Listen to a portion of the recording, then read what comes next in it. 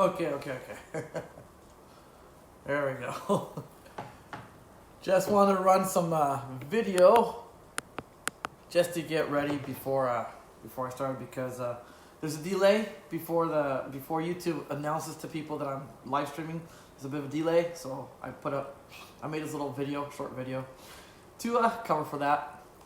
Give people time to file in.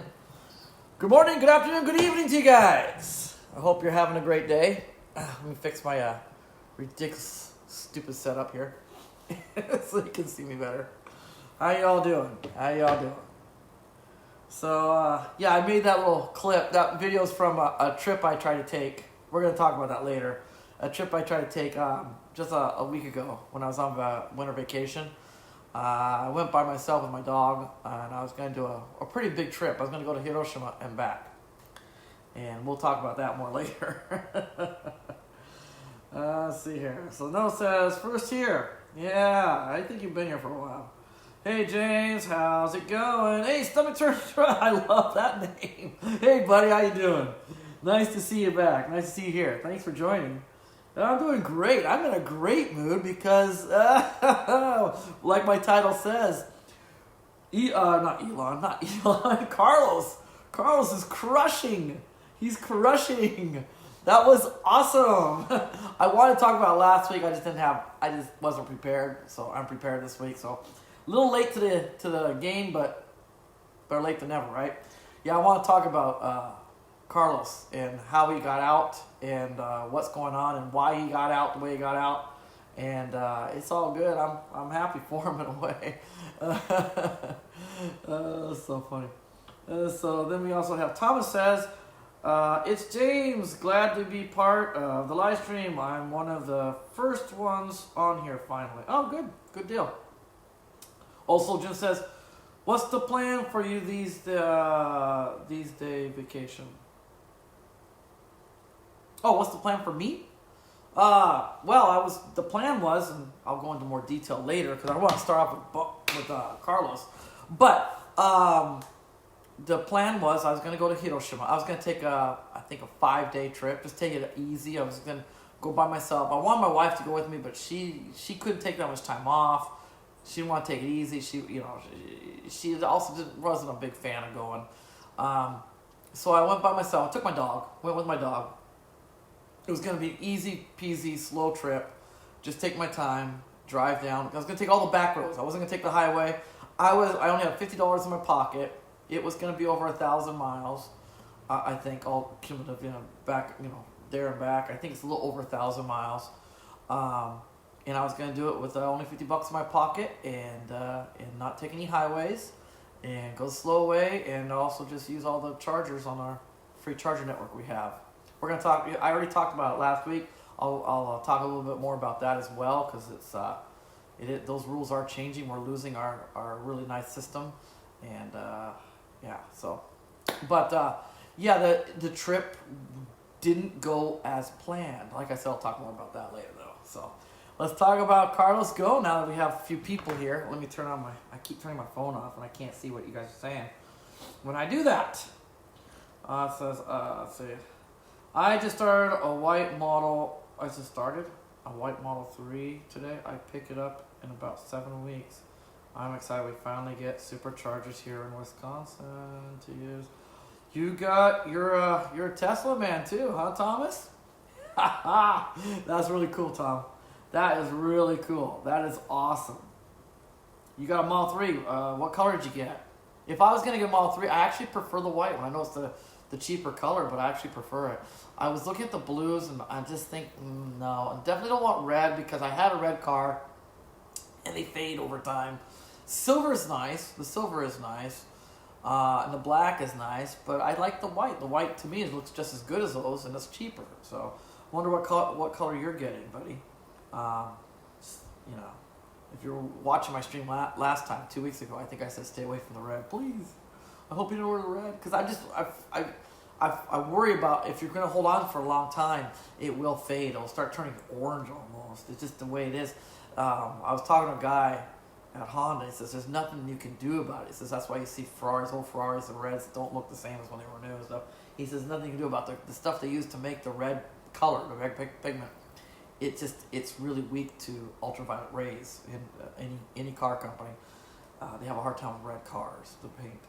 That's why that Mazda red, I think that one might be safe. That those new Mazdas, that red they use, it's like a really dark, deep, I don't know, like a candied apple red. It's really a beautiful red. That might hold up better, but like the bright red cars, they don't do so well. Also, Jim, thank you so much.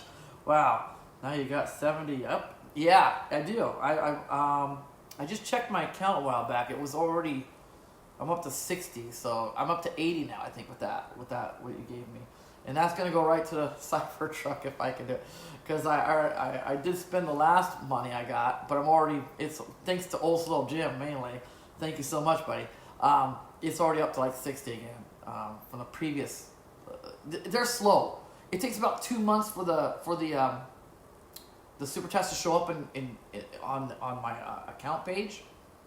What do you call it? The Google ad thing account. Anyways, it takes about 2 months for it to show up. After you donate, it takes about 2 months for it to kick in, and so it's already back up to like $60 from your few months ago. The money you donated a few months ago. So thank you, much love, buddy. And that like I said, that money sent before. I got it in the nick of time, like a few days before Christmas, and that was really great because I was able to go out and get a few nice things for my family and kids and stuff. At first, my kids were like, I wanted the toy, because I got them, stuff they needed, and they were a lot happy. But now they're really happy. They loved it. They realized, oh, it is a nice gift. So, let's see. Hello, how's it going? Hey, Aaron, it's going great, buddy. We're having a party. I was gonna have party poppers. Pow! I was gonna have a party and do confetti and everything. I was gonna have a party for Carlos. That now he's back home in Lebanon. But I was too lazy to go out and get the stuff. Let's see. It says Thomas says I still have my 2013 Nissan Leaf, and it's going strong. Yeah. I love my Leaf, my used Leaf. I'm going to hold on to it till I just can't drive it anymore. That's what I'm going to do. Now we will be all electric, no gas card. There you go. That's right. That's the dream for me eventually. I was there at one time and I reverted backwards because the funny thing is that stupid van I had. I loved it. It was a good van. It was a good van, kind of good. It had a lot of mechanical problems. I was constantly taking it in and getting it serviced. Like I talked about before, I've had the drive shaft was replaced twice on it and stuff. It wasn't perfect by far. It being a European Nissan, which is Renault basically. There's gonna be issues because of parts and things like that. But the van when it worked great, and I liked it. But it was over $50,000 that van. If you buy the gasoline version, it's like $20,000 US dollars, and the electric one was $50,000 US dollars. I could have gotten a 3, but they weren't available back then. So now, and 3 is even cheaper for you guys. I mean, over here, 3 starts at $51,000. I think starts for the rear-wheel drive, really basic. Doesn't even come with. You don't even get like Spotify, or you can't play music, stream music through it. It's really basic. It has a really basic. You can't upgrade it. It just comes with a really basic 3G or 4G service, LTE service. So where you can just get your updates. You basically just get your updates, and that's about it. It doesn't even have. You can't even get the what do you call it? The full autonomous driving package. It's strictly autopilot and stuff like that. So $51,000 starts over here, which is the same as what I paid for my van back when I had students. And so, but I would not use a 3 for work probably. The kids are so rough on vehicles. That's where the van it shined. The van was a very expensive van, but the thing about it was the parts were very cheap because it comes from the industrial side. It comes from the MV platform. So doors are really cheap to replace. The seats are very cheap. Everything's really cheap. The door handles, very cheap parts on it. So when the kids do damage to it, it was really easy to repair, and it didn't cost much for seatbelts and stuff like that. 3 is going to be a different story, right? It's a higher quality car, and so you're going to be paying premium prices for the parts and stuff. So I wouldn't use that. If I had a 3, I wouldn't use it for work anyways. But that's where these used Leafs are just golden. They shine. You pay so little for a used Leaf over here. They have such a terrible resale value for no real good reason for that bad of a resale value. But bonus for us people that want to buy a used Leaf, because you get a really decent car for a really low cost, and they're great workhorses because they're Japanese built cars. They're made in Japan, Japanese parts and Japanese labor, and they can take a beating and just keep going. I've never, both my Leafs, never had any major issues at all, ever. No. And this used one is 5 years old now, and the guy before, well, several people probably, the people before me were pretty rough with it. It looks like it's the paint's kind of worn out on the outside. Interior looks a little rough. That's why they put seat covers on it. But mechanically, it's just in great shape. I had it thoroughly checked out. Love the used Leaf. So yeah, don't get rid of that. Don't get rid of that Leaf, Thomas. You hold on to it. And hold on until the battery's useless, and then maybe get rid of it, because you're not going to get much of a resale value, much of a trading value on that thing anyways. Just keep using it. Let's see here.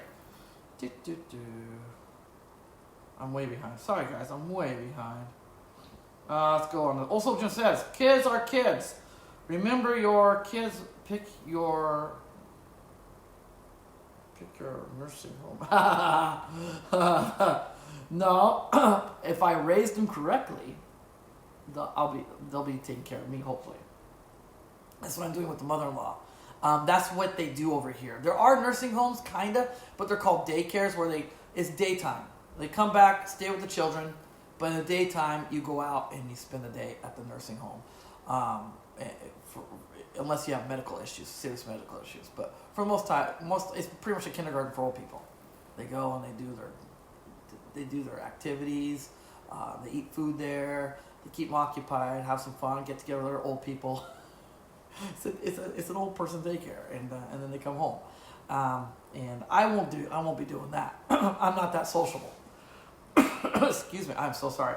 I am not that social. So that's not on I won't be doing anything like that. But if I raise my kids correctly, they will be taking care of me when I'm too old to take care of myself. That's the plan. Hope we all can go electric, but like gas, everyone in the world can't drive themselves everywhere. Public transportation is really the future. Also, Jim, you hit something right there. It's true. Electric cars are great, but our infrastructures, our power grids are not ready to be 100% everybody 100% electric. We're just not there yet. And we'll never be 100% there. We'll always need a certain amount of ICE vehicles on the road for heavy duty purposes and things like that. Yes, Elon's got these trucks coming out and stuff, but it wouldn't be practical for all trucks to be electric. We'll still need diesel trucks to do a lot of work. People don't understand. People always look at the government for help and stuff, and the government, like in disaster stuff. Actually, what could shut us down, what could really hurt people, is if truck service was ever stopped. I don't think people understand just how important trucks are for our daily lives. I mean, trucks give us everything we need for living. They bring everything: the gasoline for our cars, the kerosene for our stoves, the supplies, food. Trucks are so important, important instruments on the road, and they can't all go electric ever, probably. We'll always need a certain amount of diesels out there on the road. But having said that, yeah, I can't wait till we get more electrics on the road. I like electrics. I love electrics, you know that. But it's kind of a pipe dream to think that all cars can be electric eventually. I mean, it would make things very difficult. And I'm going to get into that later with the trip, because you guys know Japan we've got a really great infrastructure for the Leaf or any other car actually, with those chatting chargers. If you have an adapter, anybody can use it. But there are some major issues with those at the same time. Even in a country this size, a little teeny country with over 3,000 of those things all over the place. I think there's over 8,000 possibly. I don't know. It's a ridiculous number of charging. When you include private companies, you include highways and government buildings and dealerships, and there's a lot of chargers, convenience stores, all that stuff. But there is an Achilles heel to those things, and we'll talk about that later. Let's see. Tom says, Thomas McNeely, I will be paying $39,000 for my Model 3 over here. Very good price. Awesome. That's after or before. I keep asking questions, but I assume that's probably after the incentives, which we have zero almost over here. I think you get $1,000 is about it. Yeah, Carlos got out of Japan. Guess that's good for him. Aaron, there's nothing bad about that. There's this guy. I'm going to pop him up for a second. I don't want to be negative. I don't want to start YouTube drama with other YouTubers. But there's a YouTuber that made a video. He's from Australia. And I'm just going to pop it up for a second. He made this video. And he was so wrong on so many levels about the legal system over here, the justice system over here, especially dealing with foreigners and things like that, but also with their own people. I had a friend, and I made a video with him. He works he's a federal agent over in America, but his wife, when he was married over here, she worked in the DA's office, and he taught me a lot of stuff about the legal system and the justice system over here. And let me tell you, it's scary how they do things over here. And they stomp all over human rights all the time, and their own people, but especially foreigners and things like that. And it's Elon. If you guys watch his press conference, I watched a little bit of it. It was long. I couldn't watch the whole thing, but it was long. But if you watch it, he's not exaggerating anywhere in that story. He's talking about how they treated him, what it was like every day. That's real.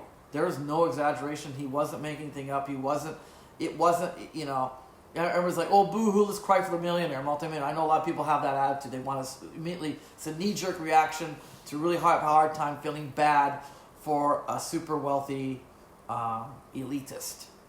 And let's face it, I'll be honest about the guy. The guy is definitely an elitist. He loves money. He's been around money for a long time. He has this lifestyle that he doesn't want to lose that lifestyle. He loves the wealthy lifestyle. That's him. I'm not going to judge him for it.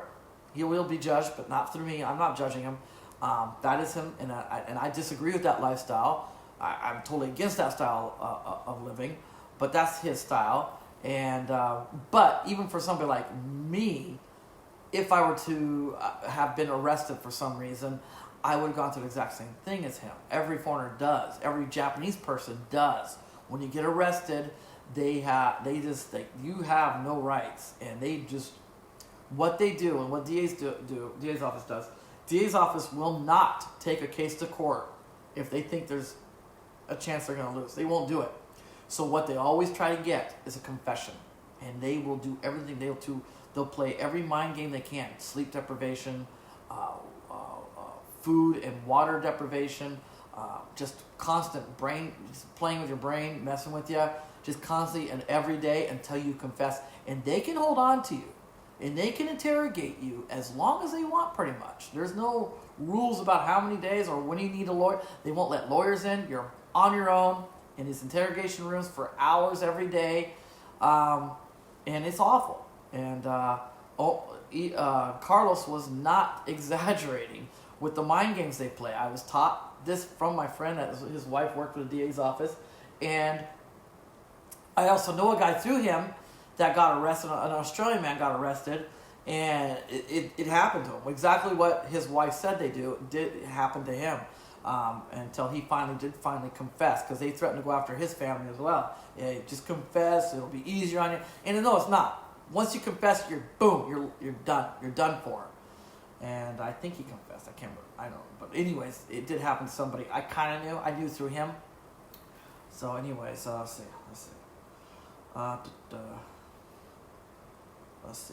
Stomach turning thrush. I agree. Oslo Gym, USA's public transportation structure is way behind. Yeah, me too, buddy. I agree with you on that. Let's see. It also says, Thomas, is that the in the driveway price or plus tag, blah, blah, blah? Yeah, that's what I was asking earlier. Thomas says, $41,190 to the house, all extras, fees included. That's not bad. That's a pretty fair price for such a advanced electric car, such an amazing electric car with a battery that is like just incredible batteries on those cars. And now sounds like in a couple years they're going to be even better. This battery, they're talking 1 million mile batteries. I mean, that's just crazy in a short time. Because since he owns his own battery company, it doesn't take time.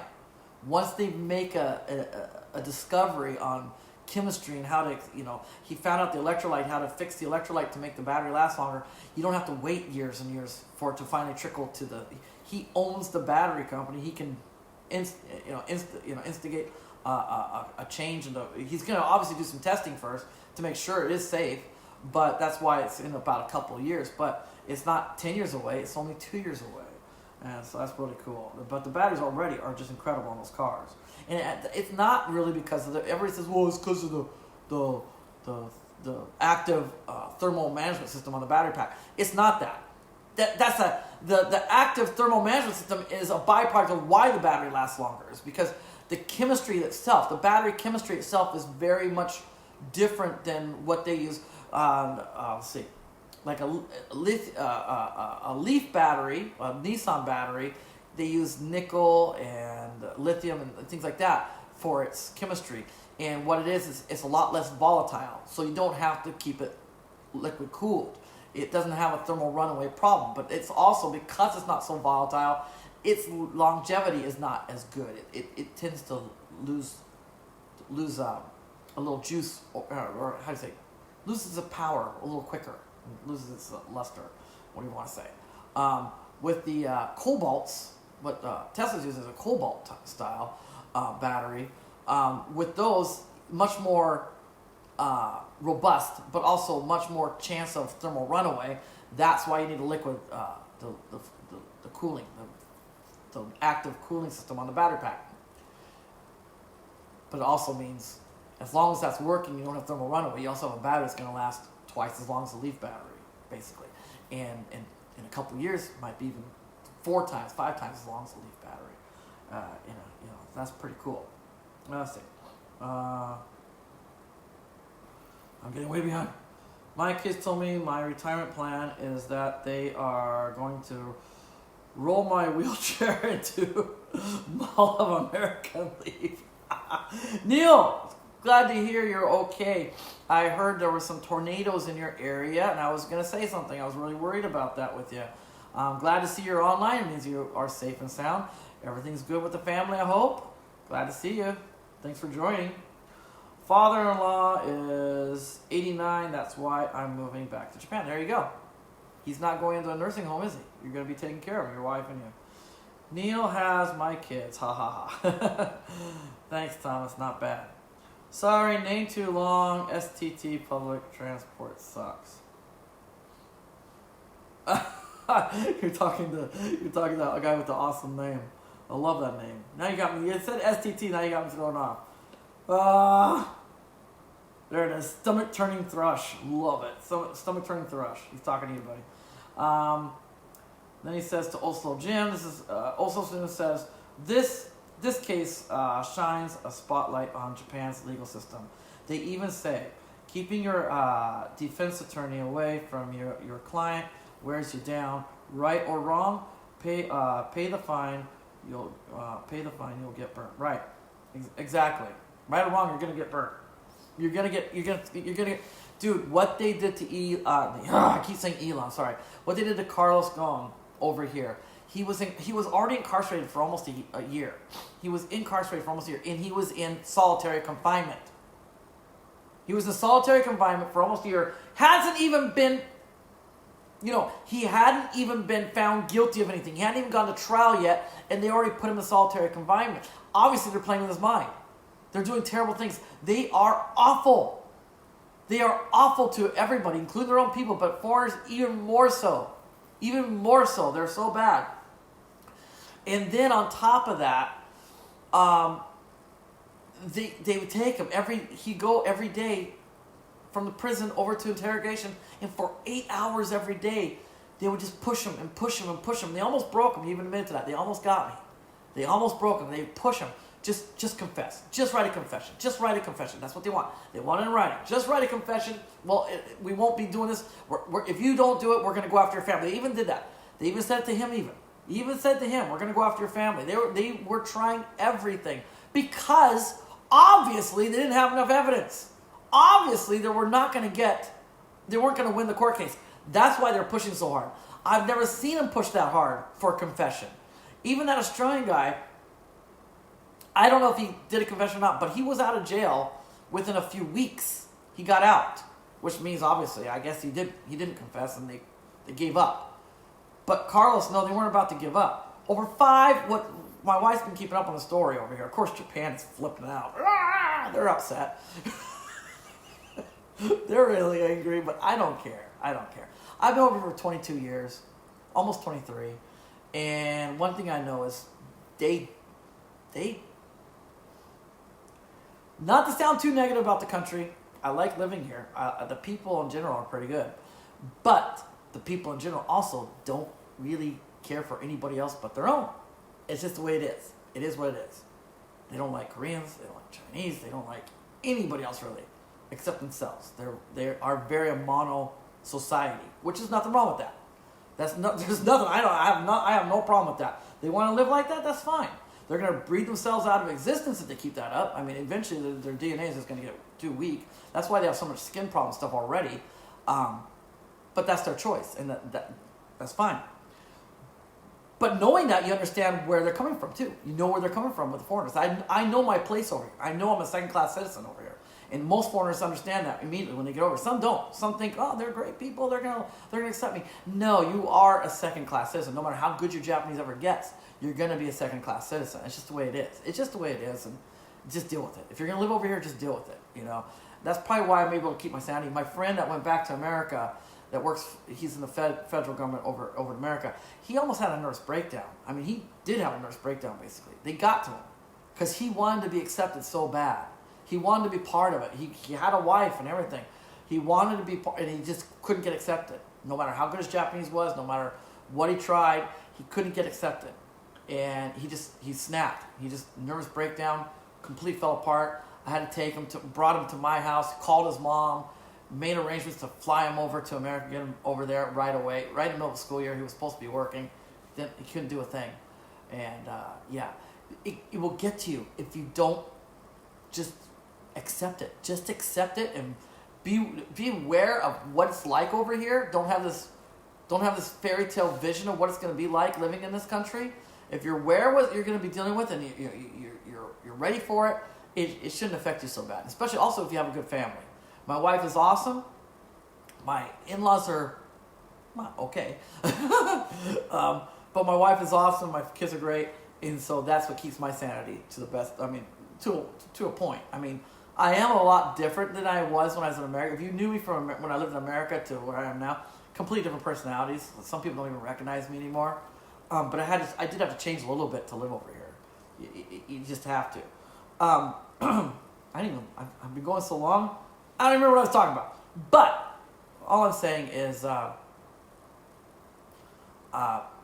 Japan, they just view us differently. They just view foreigners differently. And so that's why they don't have much of a problem with when foreigners are being treated a certain way. It doesn't register in the Japanese people's brains like, well, that's terrible. They don't think of it that way. They don't think about his family. They don't think about his life. They don't think the fact that he should be considered innocent until proven guilty.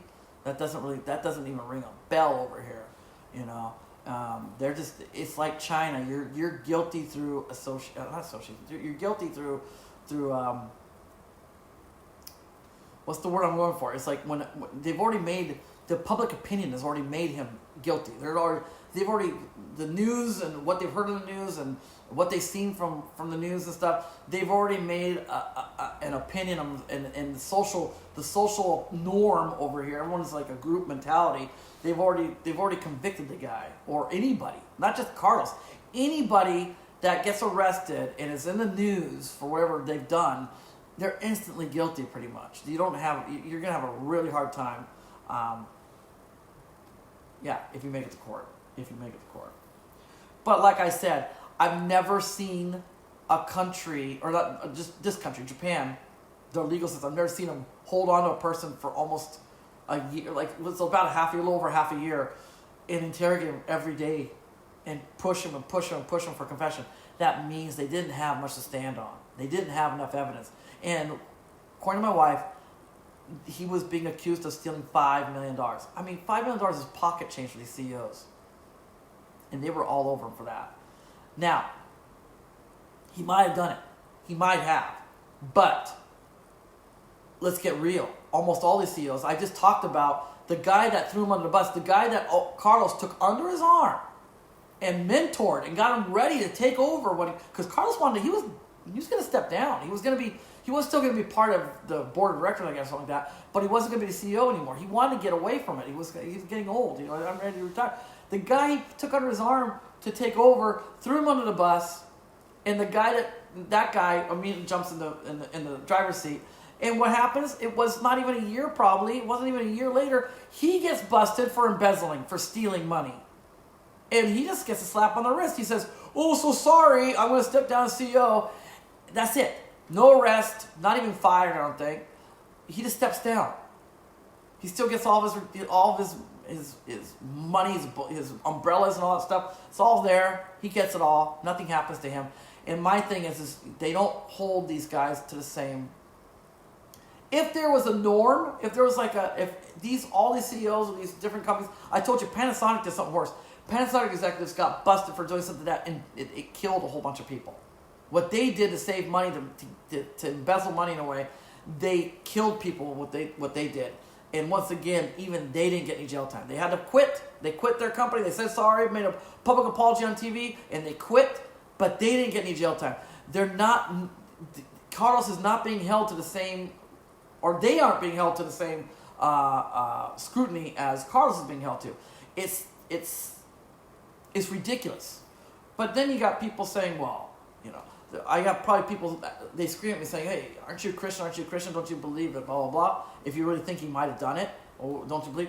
Well, I am a Christian. And you know what? Let's look at what the Bible says. Let's look at what the Bible says about this. Did you know there's nowhere in the Bible it says anything about incarceration for stealing or murder? However, there's one part in the Bible that does say, if in the middle of the night, a thief is in your house and you freak out and you kill the guy because it's dark and you know what's going on, you will not be held responsible for killing the thief in the middle of the night. However, if it's daytime, different story. You're not allowed to kill in the daytime because death is not a proper penalty for stealing in the Bible. I bet you guys, some guys might have not known that. Let's go to Leviticus. So this is Leviticus, okay? Leviticus 6, verses 1 through 5. The Lord spoke to Moses, saying, "If anyone sins and commits a breach of faith against the Lord by deceiving his neighbor in a matter of deposit or security, or through robbery, or if he has oppressed his neighbor or has found something lost and lied about it, swearing falsely in any of all these things that people do and sin thereby, if he has sinned and has realized his guilt, and will restore what he took by robbery or what he got by oppression or the deposit that was committed to him or the lost thing that he found or anything, blah, blah, blah, sworn falsely, he shall restore it in full and shall add a fifth to it and give it to him to whom it belongs on the day he realizes his guilt." That's the Lord's commandment. That is the Lord's commandment in the Bible. Leviticus 6, verses 1 through 5. So basically saying, he stole from the company. If it's true and he admits to it, then he has to pay back full what he stole plus a fifth. Well, they're saying he stole $5 million and he already paid $15 million for his bail. He paid $15 million for his bail. He more than paid a fifth of what he owed for what he supposedly stole, which he still swears he didn't. That's what the whole press conference was about, was not explaining how he got out of Japan. It was just he was trying to prove his innocence because he didn't have a voice over here. Like I said, it was a 2-hour thing. I didn't watch the whole thing. But there's, it still needs to be done in the court, personally, I think, but maybe not a Japanese court. If he really wants to clear his name, let's look at what happened to him. He lost a crap ton of money. He was incarcerated for 6 months or more, and it was solitary confinement. He was mentally tortured for 6 months or more while he was incarcerated, and then on top of that, he hadn't been around his family for quite a while. He got to visit his wife and daughter, I think, a few times they came over. Then he has to sneak out. As far as he's concerned, he didn't want to spend time in prison anymore, so he sneaks out of the country. Because, I mean, he could have gone to trial over here. He wasn't going to win. You don't go. That's why they have such a high success rate. You don't go to trial unless the attorney general, the guy that's in charge of prosecuting you, unless he feels like he's got a strong case. And so if you go to court, it's like a 98% conviction rate over here. There was a really good chance he wasn't going to be going anywhere for a long time. He'd be in prison for a long time over here. And so that was an option for him. He didn't want that. So he snuck out, which just damages his name even more. So his name's already been damaged. Nissan and the Japan government has destroyed his name. Probably more important to him than money, it looks like to me. The fact that he did that press conference in Beirut so quickly after getting out, and he didn't want to talk about how he got out, he wanted to talk about his innocence. So I'm telling you, he is more concerned about his image and his legacy than anything else, and more than even the money. That's gone. He can do as many press conferences as he wants. He's not gonna. The fact that he snuck out of Japan, that's destroyed. His name is destroyed. His image is destroyed. I don't know. Over here, he would never get another job. I mean, he'd be lucky to get a McDonald's job after this. Might be different. Might be different with Europeans. I don't know. I don't know how. America too. I don't know what would happen in America. Things are different now. When I was young, he wouldn't have had a chance in America either when I was young. Things are different over there as well. So I don't know. He might be able to get another job eventually. I don't know if CEO, but he might be able to get an executive job again sometime. I don't know. I don't know. But it's going to be awful hard. This is going to follow him around for the rest of his life because he snuck out of the country. But he felt strongly about it, and I kind of agree with him. I've been living here long enough. I know what it's like. He knew. He knew he was so screwed. I feel bad, though. There's another guy that was involved with this thing, supposedly. He's still incarcerated over here, I think. Haven't heard anything about him because Carlos is the big wig. He's the big fish they were going after. But there's another guy that was helping Carlos, supposedly. That guy, he's a foreigner. He's screwed. And Carlos just left him high and dry. So I'm not supporting him per se, but I'm saying he's really sacrificed. He's lost a lot. I mean, everybody's the knee-jerk reaction. Oh, the poor rich billionaire. Oh, poor guy. He's not a billionaire, I don't think, but he is a multimillionaire, hundreds of millions maybe. But he actually lost a lot trying to fight the court case, and he also, I don't know how many millions of dollars he paid to his lawyers while he used them over here. And then he had to pay for his own private security. That security, the reason why he was able to get out of here is because he was paying for the security. Go figure. So he paid for that security that was supposed to watch him 24/7. And then on top of that, he had to pay that $15 million bail. And plus what he paid to get these professional people to come over and sneak him out, that must have cost a fortune.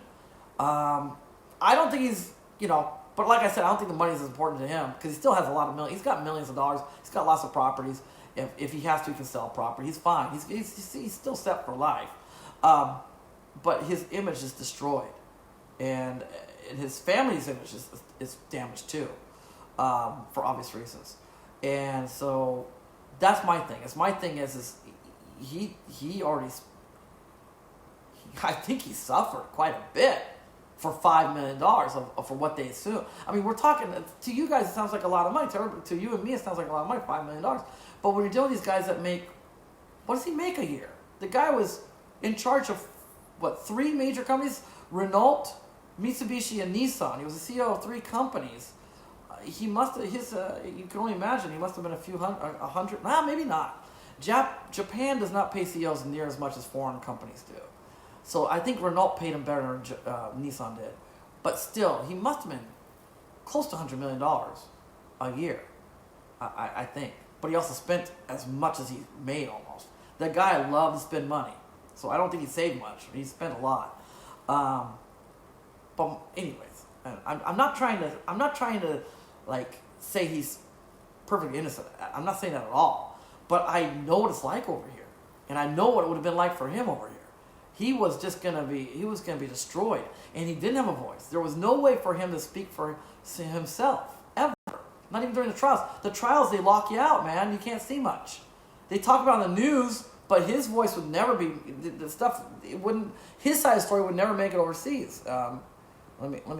I got another one to go through here. Let's see here. Hang on, guys. I got one. That's from God. There's one from King Solomon. Here it is. I think it's Solomon's. It's from Proverbs 6:30-31. People do not despise a thief if he steals to satisfy his appetite when he is hungry. But if he is caught, he will pay sevenfold. He will give all the goods of his house. So this is not the word of God. This is from King Solomon, King David's son.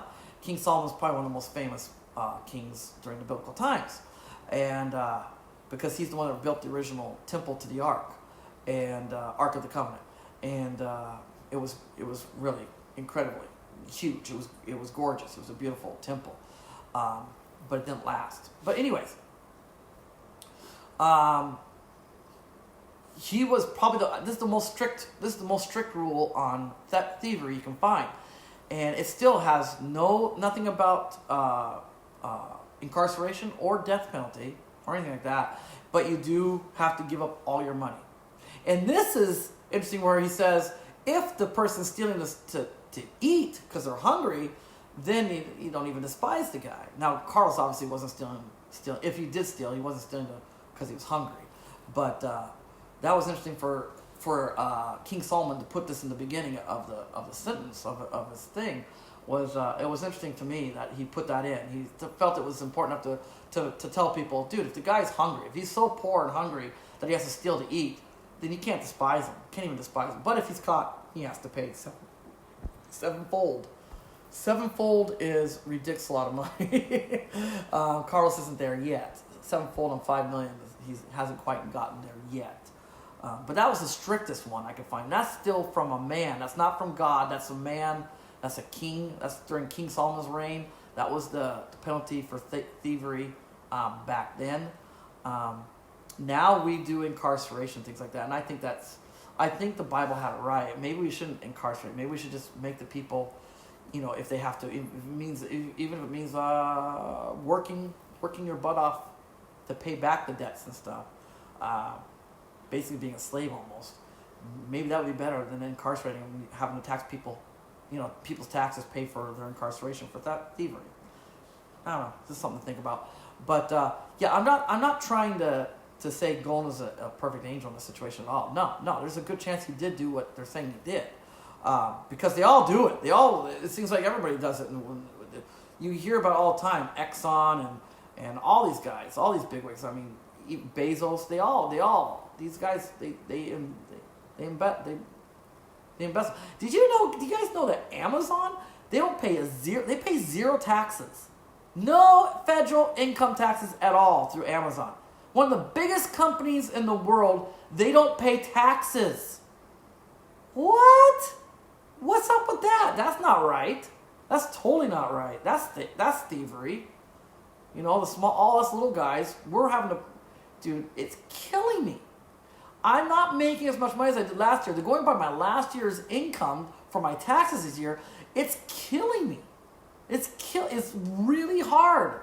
It's really hard to live when you're on a certain income and you're paying off of a different income, and these taxes are huge. Like normally, if I was making the same amount of money as I was making last year, I'd still be around 40-50% of my income going to taxes. Okay, when you own your own business in Japan, you pay a lot more than if you work for a company. So I'm almost 50% of my income goes to taxes over here, right?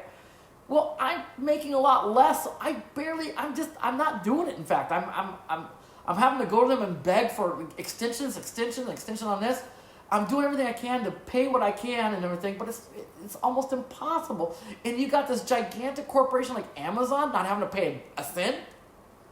That doesn't sound right. That's thievery, if you ask me.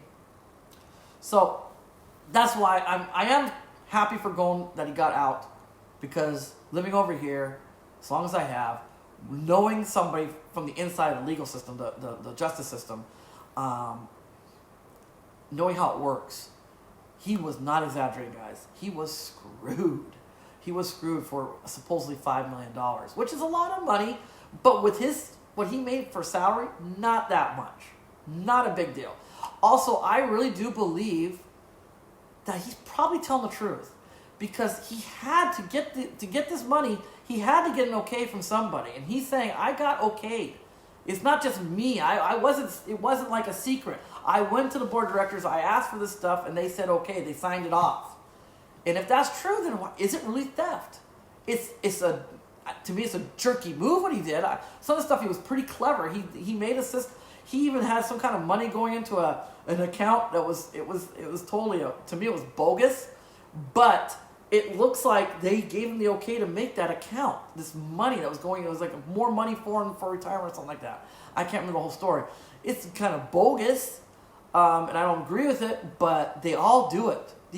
All these companies, they really do pay their CEOs really well. If they do well, if CEOs do a good job for their company, they get reimbursed very, very well. And they do all kinds of tricks for tax reasons. They allow these tricks to happen for tax laws and stuff like that. And the most likely what I'm thinking has happened is the government over here, because all these scandals Nissan and Mitsubishi had, the government was up their butts, like big time, going through everything.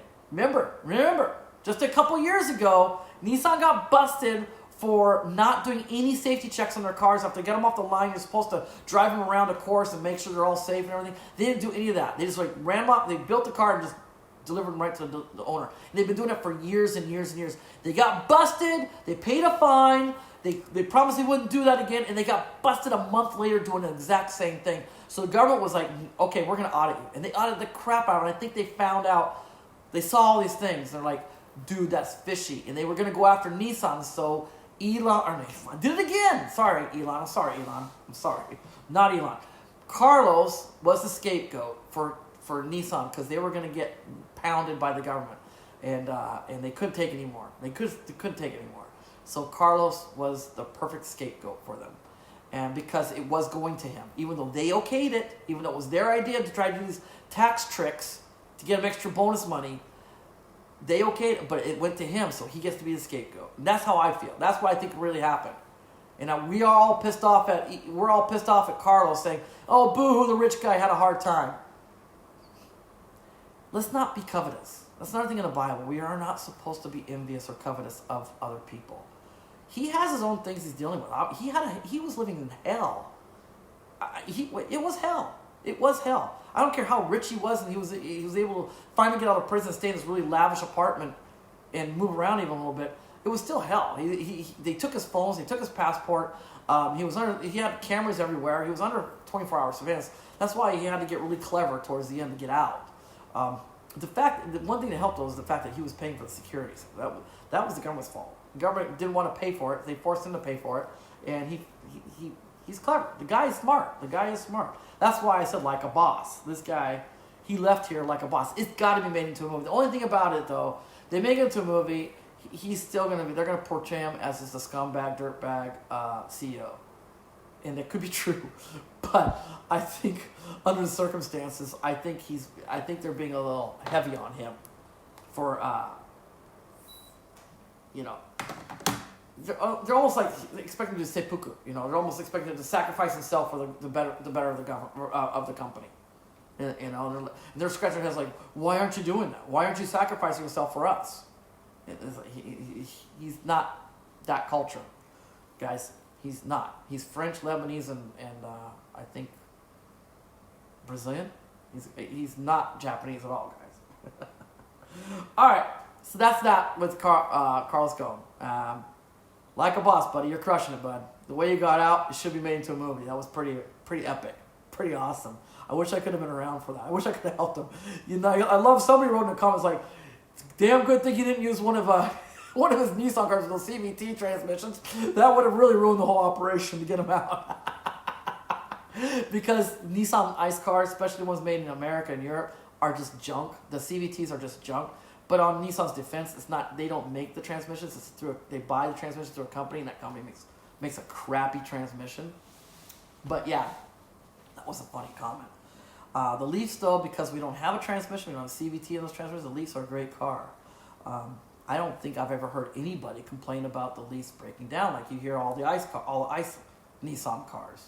The ICE Nissan cars are notorious for they have problems with because they use a lot of plastic parts now, just like Benz and BMW, they all do it now. But they use a lot of plastic parts, so they have a lot of oil leaking, master cylinders, I think, going bad on the CVTs are bad on them, and so they're a nightmare. The ICE cars are a nightmare, but the electric cars are great. That's what's the beauty of an electric car, guys. A lot less things to go wrong. All right, let's see here. Oh boy, where am I? Sorry about that. You guys are on fire down in the comments. Oh, I got 13 people. Awesome. That's awesome. Thank you guys. Thank you. Everybody's here. 13 people on my stream today. Thank you so much for watching. Love it. All right. Let's see here. Sorry, name two. Okay, here we go. The case shines the spotlight. Yeah, I already read that. $41,000 is a good deal for a Model 3. Is the 50 kilowatt? Is it a 50 kilowatt hour or 60 kilowatt hour? Well, you know what? They don't even tell you. They don't tell you the battery size on the Model 3s. But there is no 50 kilowatt hour, I don't believe. I don't think so. I think it's 60 or... Like the dual motor, the extended range one, I don't think that's a 60. I think it's a higher. I think it's a bigger battery pack. We don't know for sure, but I don't think they have a 50 for the Model 3. But maybe you know more than I do, Aaron, because you seem to know a lot about this stuff. And I'm just starting to learn. Around the different battery size for Model 3. Let's see here. And then Stomach Turning Trash says, STT works, LOL. I like Stomach Turning Trash. I love that name. See, I'm not creative enough. I can't think of a cool name for... I had somebody else... My channel name was invented by somebody else, actually. Originally, it was James Nissan Leaf or some stupid name like that when I first made my channel. And I had a contest for best name, and somebody else chose this name. And I like it. I like Electrified Journeys Japan because it's also... I can drive any electric car now and not be brand... You know, I don't like to be brand loyal to anything. Whatever's best out there at the time, that's what I'll take. Whatever the best product is, I'll buy it. I'm not loyal to Apple. I'm not loyal to Windows or any of Linux. I'll take it. Whatever works best, that's what I'm going to take. You know, same thing with cars. So, but I love your name, dude. Tommy says, my Model 3 is a standard range plus with a 250 mile range. Okay, standard range plus. That's probably 60 kilowatt hour then. Also, Jim, love your long name, but my old bones are too slow. My old bones. And then Aaron says, okay, probably 60 kilowatt for 250 miles of range. Aha, good. At least we're on the same page, Aaron. All right. Real world would be a little less. Probably true. Probably right. Unless you're in perfect conditions, right? Yeah. Also, it says, if you keep your circle of friends and family close, life is good in Japan. Yes, very important. If you're a foreigner living in Japan, also Jim knows.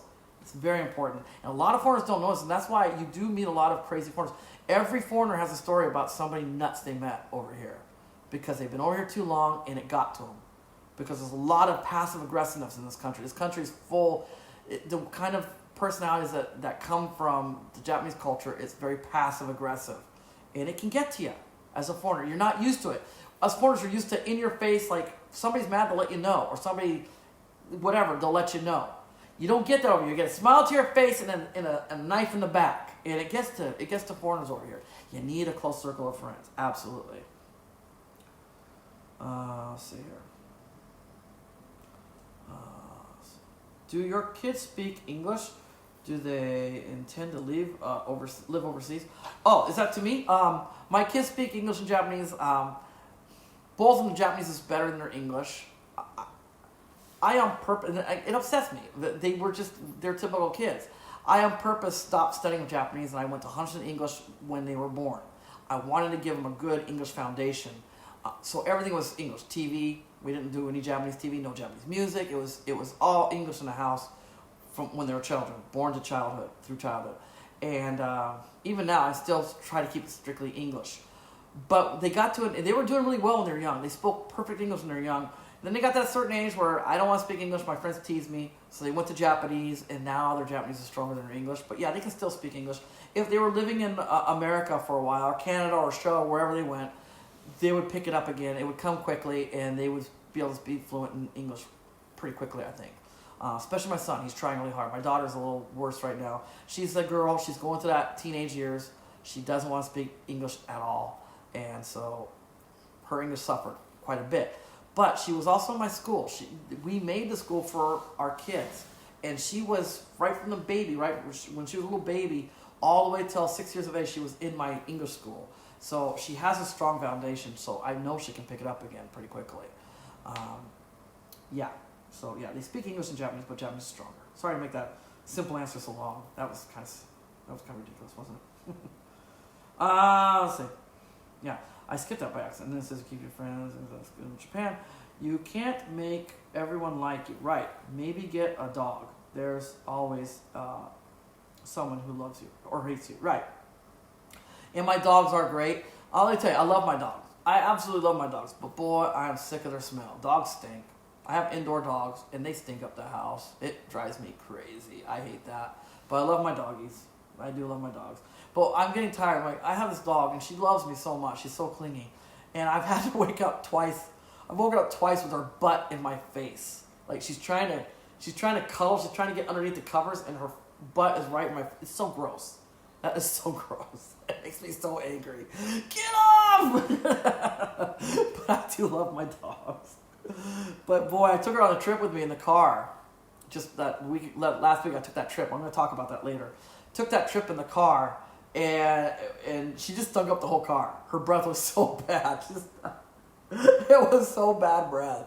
She stunk up the whole car. It was cold. We're up in the mountains, it's like freezing level, and I'm opening the windows just to air it out. It was like, oh, it was that bad. She was killing me. But I love my doggies. I do love my dog. And they help. You're right also, Jim. Dogs help a lot. Living over here as a foreigner, you need that. You do need that companionship. You need that love, because it's not just, you might find a couple people that might not like it. A lot of people don't like it just because of you being who you are, and that's just the way it is over here. And I've come to terms with that. I'm okay with that. I'm not trying to get everybody to like me. I'm beyond that, and so it doesn't bother me anymore. It used to be important to me, because as a company, I wanted everybody to like my company, like me, and it's not possible. Can't do it. I get a lot of people. Another thing they get is they see my house, and I built this house, and it cost a fortune, and it cost a fortune. I got the land for free because it's the in-laws' property. I had to pay the property taxes, which was ridiculous, but I got the property for free. But the house itself, I spent a ton of money on the house. I could have bought a beautiful 3-story house in America with a swimming pool in the backyard, everything, for what I paid for this teeny little house that I built.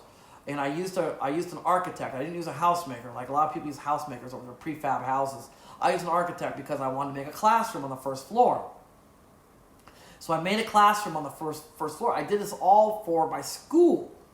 The whole house was for the school. My windows, all those windows you see behind me and everything, I did that it's like to replace a sign. I wanted to make my house stand out in the neighborhood, because I'm not on a main street. I'm in a neighborhood. I'm not, because I had to take the property that was given to me, and I'm not complaining. It was free property, but it's in the middle of a neighborhood. I'm not on a major street. I'm not even near. Well, I am kind of close to a major street, but I'm hidden behind all these houses. So I had to make my house stand out, make it look more like a business than a house, and I did all that stuff. But unfortunately, because I did all that stuff, it went the opposite direction. It didn't impress the people. It didn't make the people like my school more. It made them resent it. They resented me. It's, how dare that foreigner have a nicer place than my place? How dare that foreigner have a nicer house than my house? And that's just the reality of the thing. And the only reason it was nicer is because it's newer. It now isn't nicer. It's torn up on the inside. I don't have a nice spot on my wall. My wallpaper is just torn to pieces, shredded up on the inside of the house after that major earthquake. And it would cost a fortune to replace the wallpaper. I can't do it. It's just ridiculous. My flooring's destroyed from the earthquake. The outside, because of the guys we used, because my architect used kind of cheap labor with the contractors, he used cheap contractors. When they put the siding, aluminum siding on my house, they scratched the crap out. So then they used touch-up paint to cover up the scratches they put on the aluminum siding, because they used these long, super long, over, these sort of 3-4 meter long one piece. They didn't cut. They were like, there's from the top, third floor, all the way down to the bottom, it's just one piece. And they would scratch them up because they're so long, and when they were installing them on the side of the house. And so they just used touch-up paint. Well, the problem with that is, over time, the paint on the siding has faded a little bit because of the intense weather we have, the strong windstorms, the strong, intense, hot summer days and stuff. It's faded a little bit, but the touch-up paint has stayed the same for some reason. And so now all these touch-up parts are just sticking out. It looks terrible. The outside of the house looks terrible. It's just, when it was new, yeah, it was new. It was new. It wasn't better than their house, just new. But go figure. I had the hardest time getting students. That's why when we first opened up our school, we went 4 or 5 years with maybe 1 to 3 kids max. I had to work. I still had contracts with kindergartens. I would work other places 3 days of the week, or two days of the week. And then 3 days of the week, I'd work here part-time with my school, because I couldn't get anybody to join, because so many people would show up and I could see them. They just look at the house and then look at me, and they were just like, they weren't going to have it. We're going to have a foreigner living in a nicer place than that. It's the way it is over here. It's the way it is. You have to be ready for that. If you can't handle that, then don't come over. Don't live over here. It's just the way it is. It is what it is, and I can't hate them for that or be angry at them for that. It's their culture. It's their thing. It's their country. I'm a visitor. I'm a guest. I'm not a citizen. I'll never be able to be a citizen. That's one of the other things that works over here. Unless you're a famous sports star, a foreigner becoming a citizen is very tricky. Very tricky. Very difficult. Unless, like I said, unless you're a major sports star, because then they can say that's a Japanese person that won that, you know what I'm saying? That's the way they are.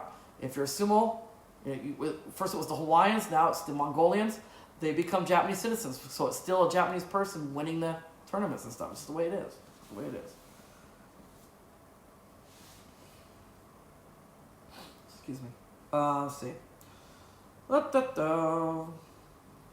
see. Where am I? All right, I'm on to here. Elaine Pierre, hey, how you doing? Bonjour. Hi, James. Oh, you're a fan of The Great Escape? Oh, yes, I am. Yes, I am, buddy. It was awesome. I mean, that should be made into a movie, for sure. Also, Jim gets a smiley face of that. Gotta go bye-bye. Oh, also, Jim, I did that big thing and you left. You already left. Well, bye. That's when he was number 17. I'm down to 16. Sorry, I went a whole long answer. I wasted everybody's time because also Jim's gone. I need to keep up with my comments, dude. Oh, sorry about that. Ethan Wang. Oh, Ethan Wang, nice to meet you. Maybe it's or thanks for returning. I'm not sure. I think that name does sound familiar. I don't think this is your first time. He did better than Mark. That's what it was, Mark Carpices. Yeah, he did. He did do better than that guy. Jill says, my loaner was a let's see here.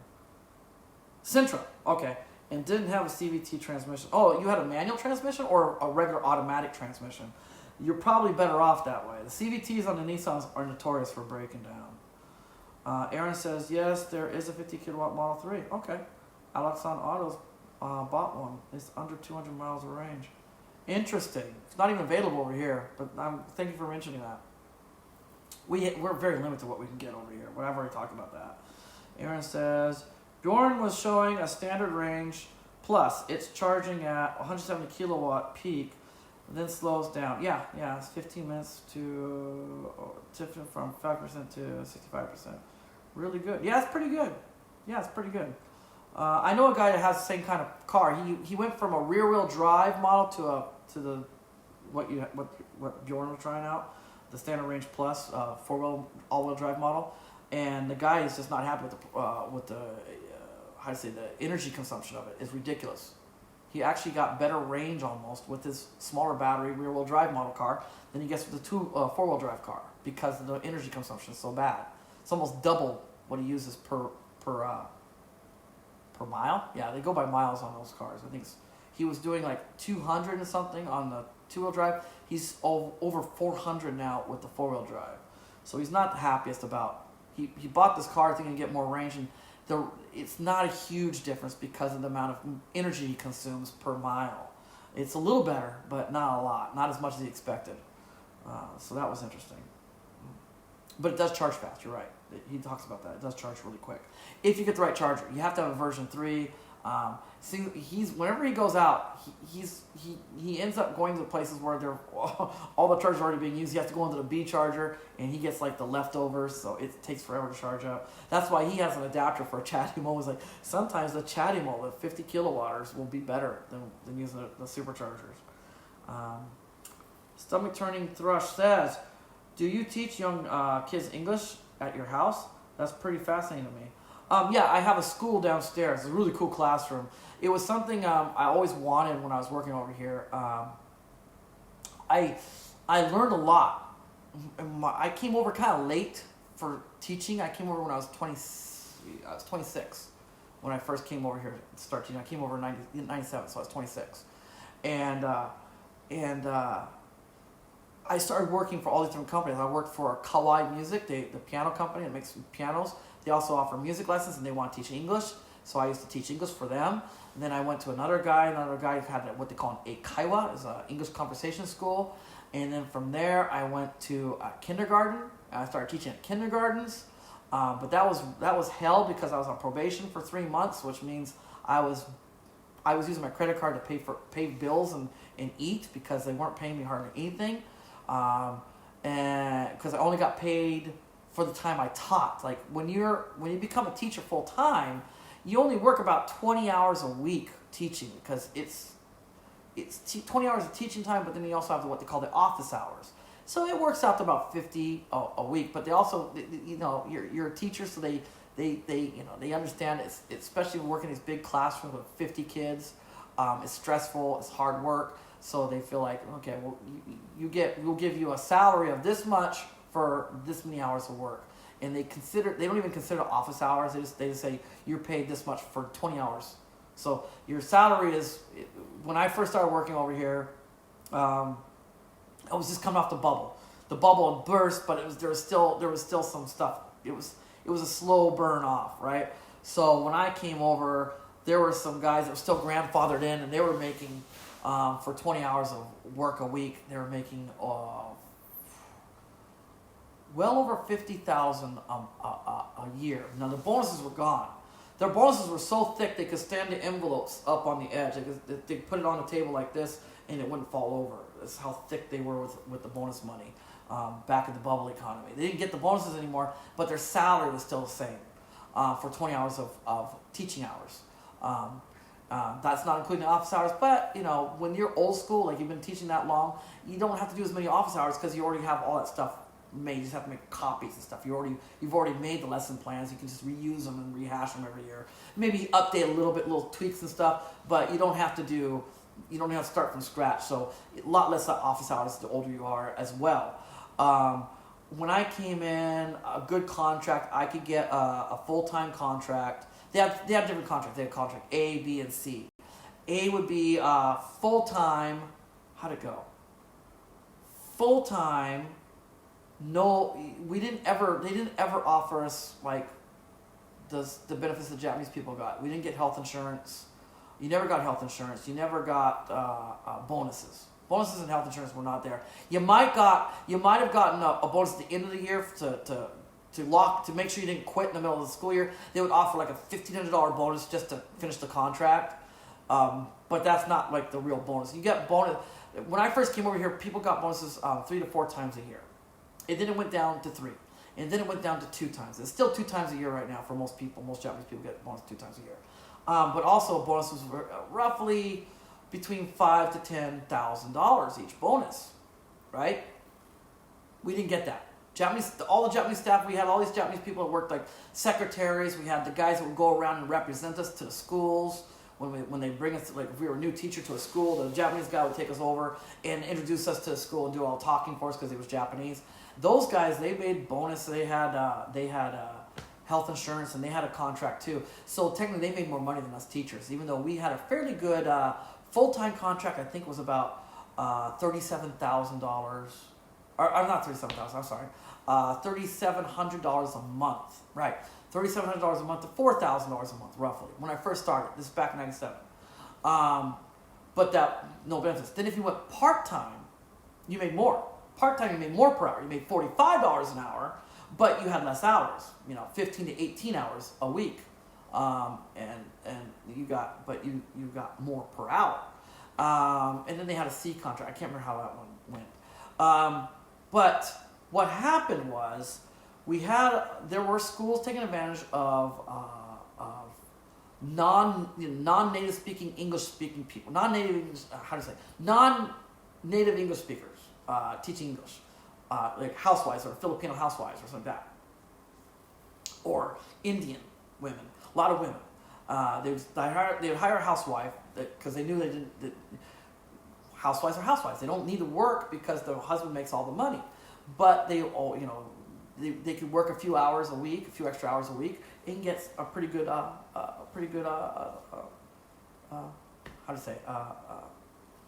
me out, guys. My English is fading on me.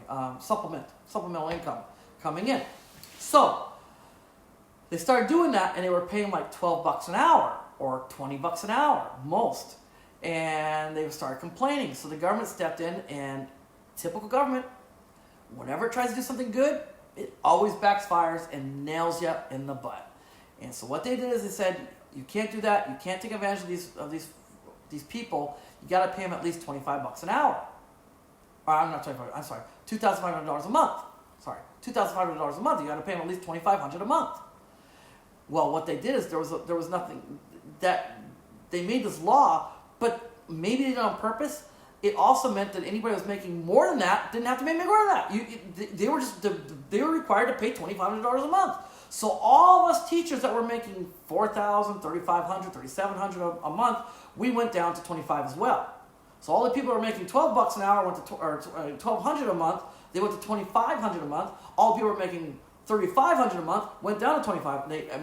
It screwed us all over.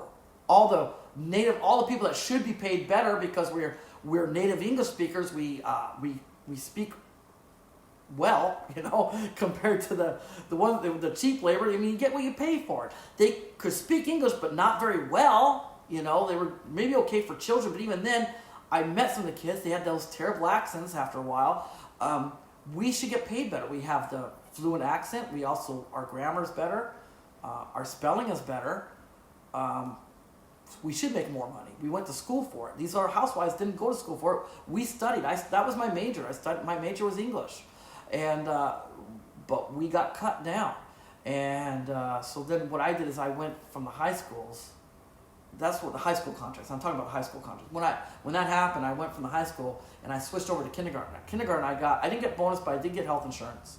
I got spousal allowance, and I got housing allowance, children allowance. So it helped. So I was making close to $5,000 a month at a kindergarten when I was only making, I was going to be making only $2,500 a month because I got no spouse allowance, no housing allowance, no child allowance, no health insurance. All that stuff adds up, and it's really good.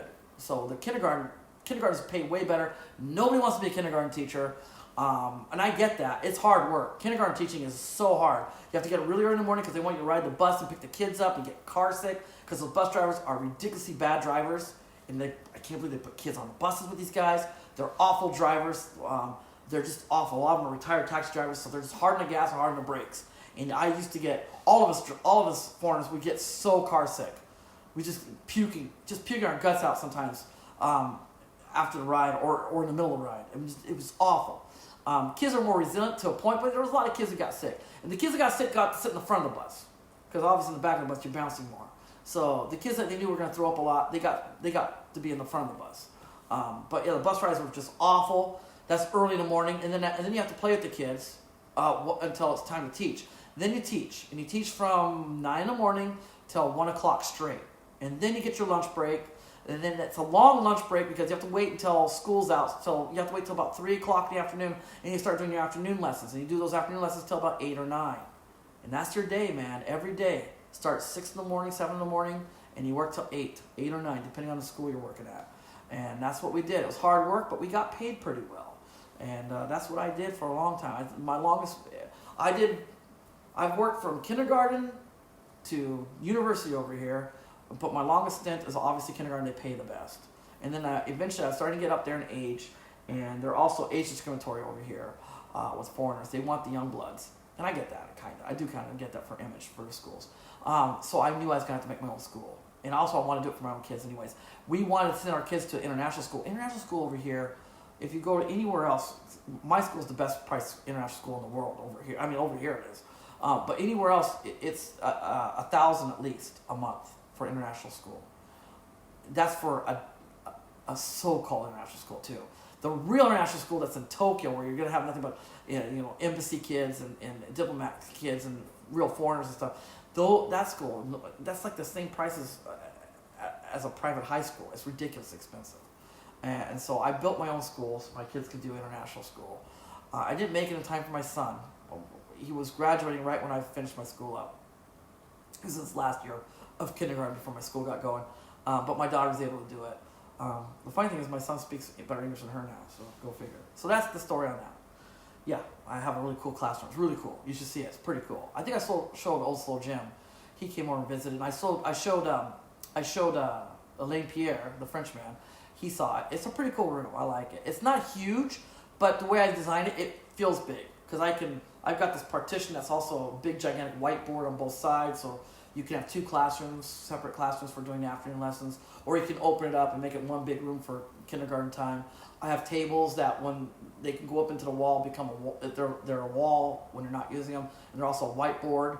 But then you put them down and you have a table for working at and stuff like that. It's a pretty cool room. And I designed that. It was all in my head, and I told the guys how to do it. A lot of stuff I had to tell them how to do it. Like they did not know how to make the table go into the wall and make it part of the wall. They couldn't figure out that you just put a full wall. You just put the thickness of the table. You put a fake wall there, and so when it goes in, it becomes flush with the full wall. They couldn't understand that. It's like, yeah, guys, that's what you do. That's how you do it. But anyways, yeah. So I designed that, and I like the school, and that's what's with that. Sorry, I'm really bad at giving short answers. Let's see here. Jill says regular transmission. Oh, okay, good. So regular transmission means, yeah, you're going to be okay probably with that loaner car. Aaron says, are you talking about out-of-spec motoring? Yeah, that's the one. He was driving across country. I saw his comments on PlugShare where he came through Arizona. No, I'm not even talking about that episode. I'm talking about the episode where he just went from his house down to Florida. It should have been a fairly easy trip, but it was because it's holiday time. It was miserable. And I got a story about the same situation basically with my car over here. It's a problem we have to talk about. It's a serious problem because we have an awesome infrastructure of chargers over here for the Leafs or any other car really, but basically works best with the Leafs because it's Chatham. Awesome infrastructure, but what good is it when half of them are shut down because it's holiday time? And that's the problem I ended up finding I had. When I was in the mountains, and it wasn't just me. There were other guys in the brand new 40 kilowatt hour Leafs that would show up after I pulled it because we're all up in the mountains. So we go to a charger, and I had the video, I was showing the video. There's a video I had at the beginning when I was waiting for people to show up where there were people, how to say it, we would be in the mountains, and these mountains are pretty steep, and it's a little windy, but it's not like a Lake America mountain. You go up at a pretty good grade, but it's kind of windy to keep the grade too steep. Japan, because mountains aren't as tall, it's like, let's just get over with, and so it's kind of a steep grade. You're kind of going like that. You can't tell watching the video, but it's basically about this angle. And there's little twists and turns to try to keep it from getting stronger, but it's a pretty steep angle, and it's intense from the bottom of the mountain to the top. but it is a small mountain compared to American-sized mountains or anything like that. So you get to the top within about, I would say about 40 minutes, 45 minutes to the top. You're at the crest, and then you start going down.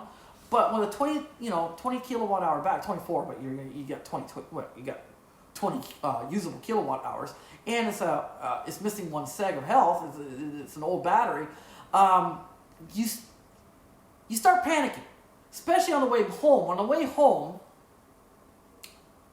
I planned the trip carefully. I planned it very carefully, and the car chose all the charge spots that it knew were available, 24-hour charge spots.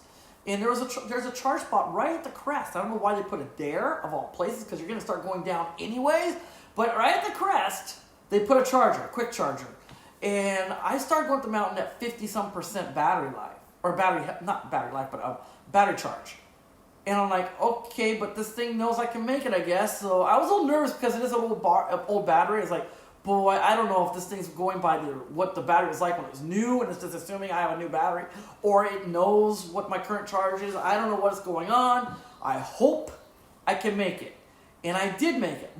Barely. I made it. I was up to 10. I was like around 10% when I got to the top of the mountain. Maybe a little more.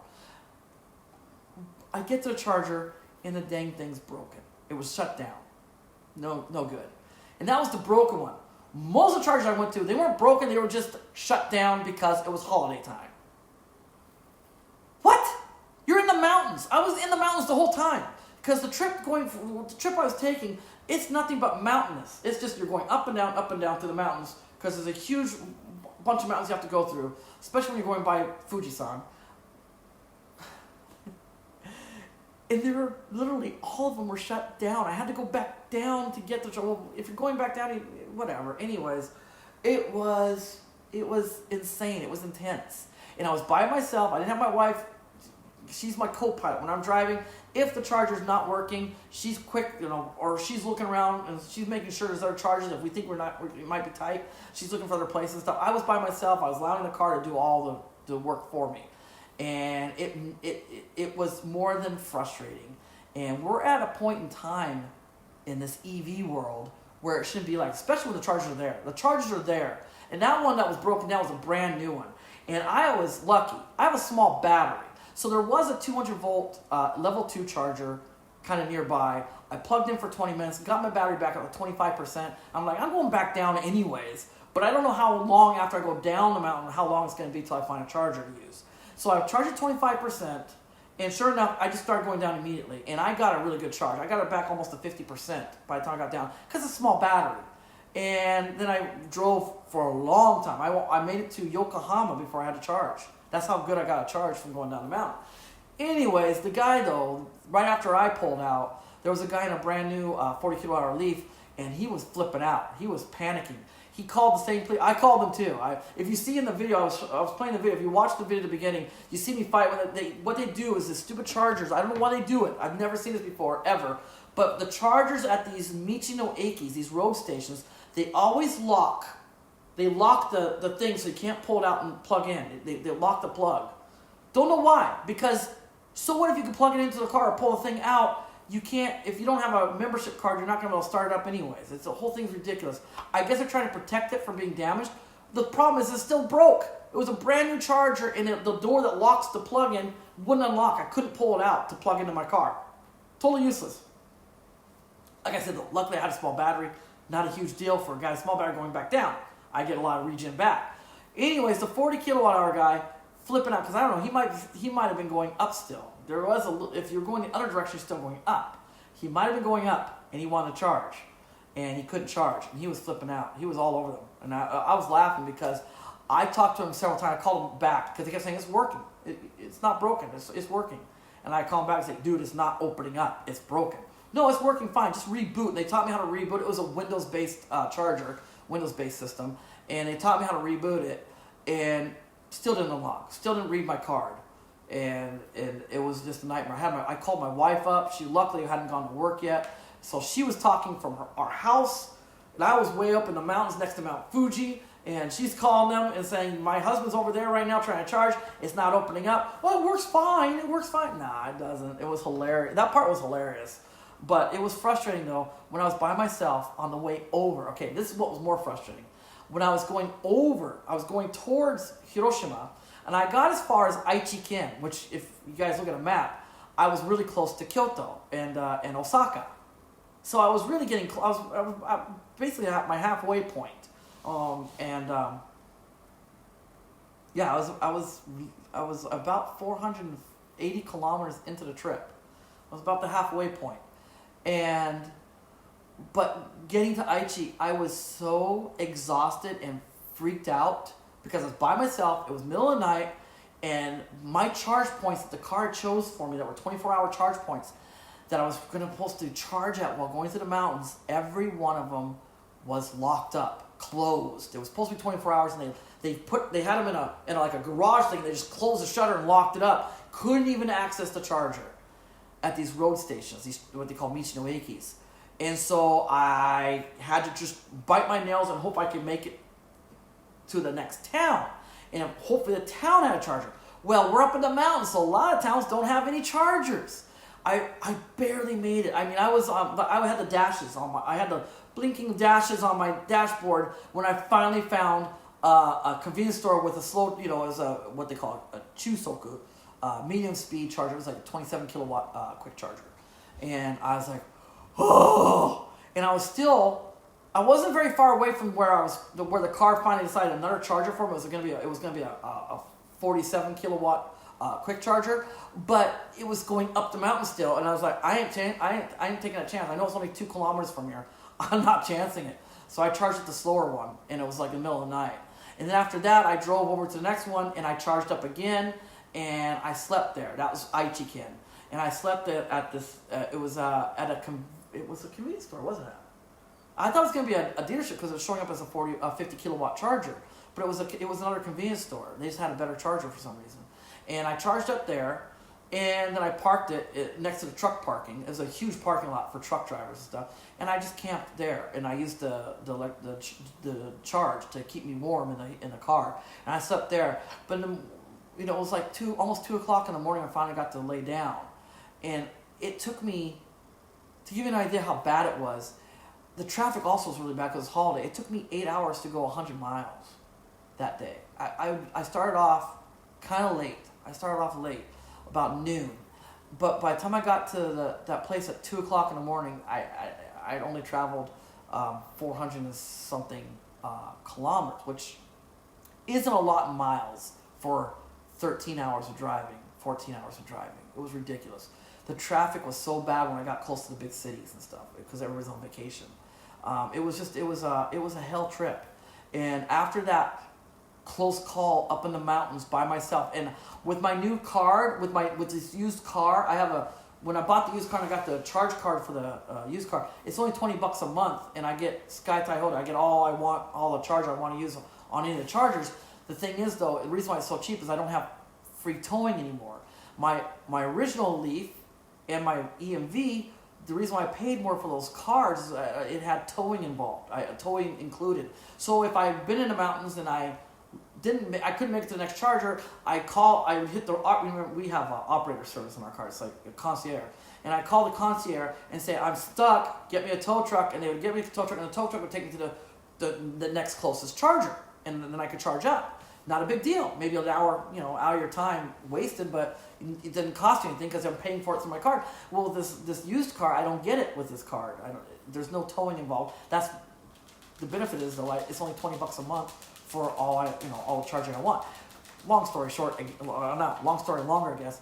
I didn't have the towing, so I was flipping out. I was freaking out. I'm like, up in the mountains, it's freezing temperatures up there. I have next to nothing on battery juice, so I can't stay warm either. The heater, I can't leave the heater on. And I was really worried about running out of juice.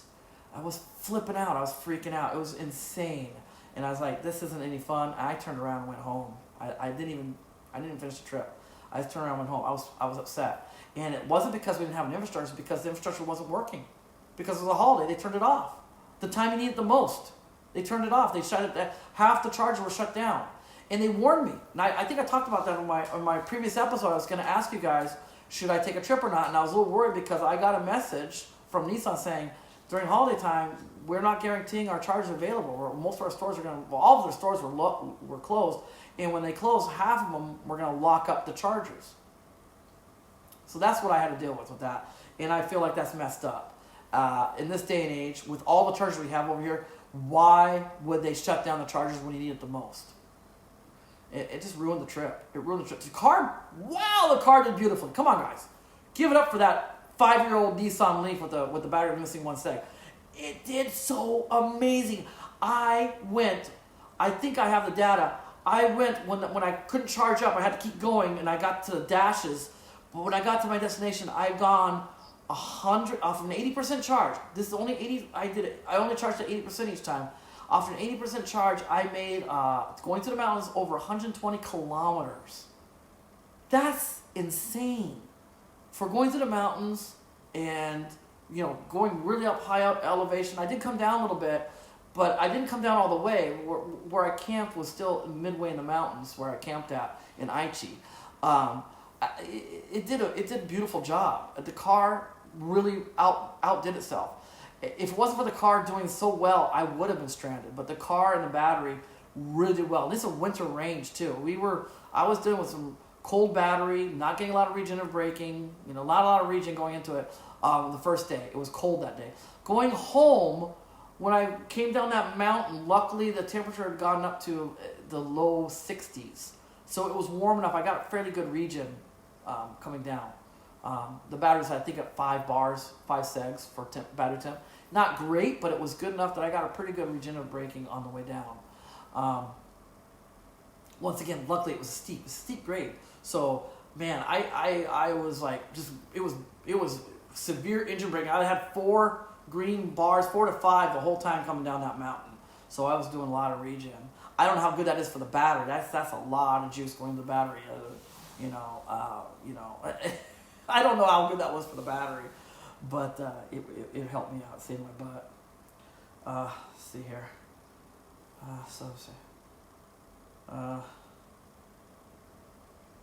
I'm so far behind.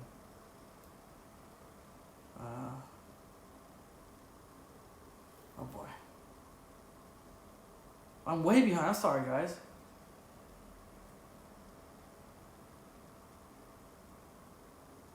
Oh, jeez. Guys, thank you for having a conversation. I'm sorry. If you're writing to me, I'm sorry. I probably missed it. I'll try to catch up.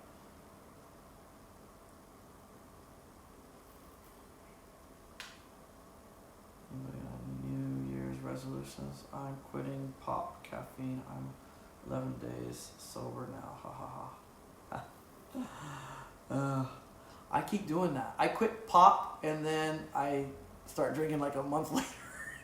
Then I quit and then like 2 weeks later I'm back on it again. I tried that same thing. Trying to quit the caffeine, right? I get such bad caffeine headaches.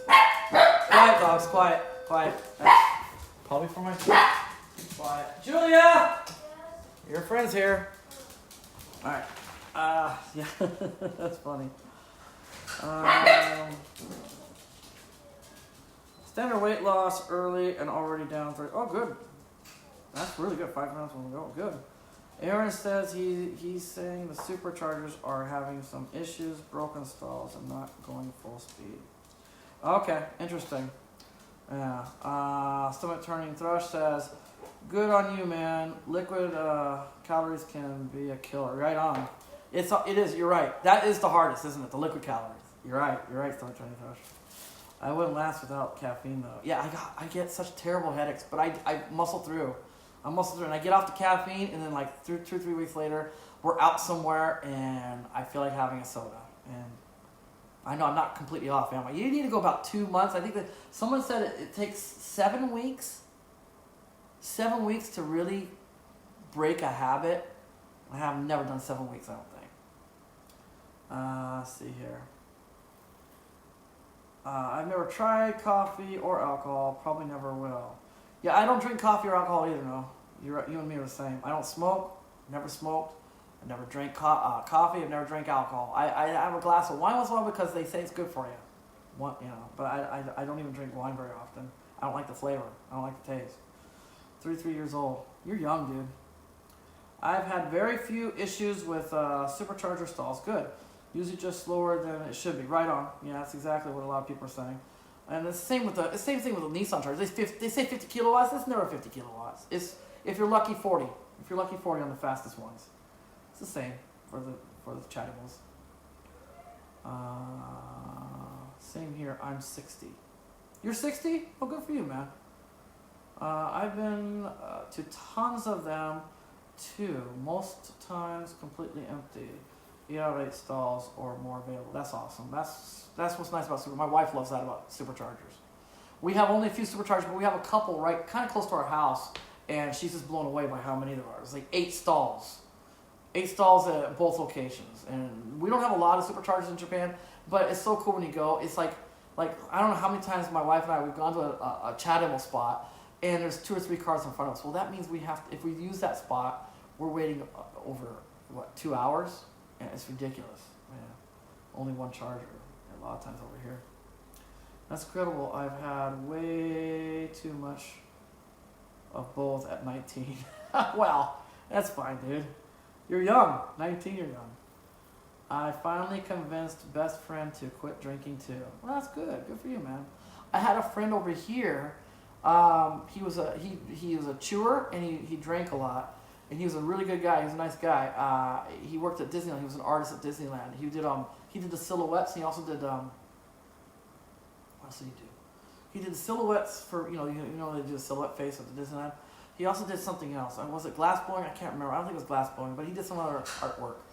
And quiet. Oh, he did caricatures. Quiet, dogs. Anyways, he had a drinking problem. He was pretty much drunk all the time when he was home. And he decided to quit. And shortly after he quit drinking, he got diagnosed with tongue cancer, tongue and throat cancer because of chewing. And they cut out a big chunk of his throat and didn't take his tongue out. He did massive radiation therapy and stuff. And he got cured. So he quit that as well. He doesn't do any smoking, drinking, chewing of any sort. And he's back into weightlifting. He's 60, about 60 years old now, and he looks great for his age. He's living in California, and he works at Disneyland over in Cali now. His name's Steve. If you ever go to California, stop! I'm sorry. I'm going to do it. The dogs are going nuts. I know, it's not my fault. Well, can you lock them up? Put them in the kennel or something. Jeez. Janet, stop. It's just Julia. Sorry about that, guys. Jeez, it's annoying. Daddy, go. Daddy. Thank you. Just put them in the kennel. Daddy. Daddy. She's like, not doing it. Daddy. I don't know why, but that keeps him calm. I don't know why. That keeps him calm. They won't bark so much more. Bye. Bye. Have fun.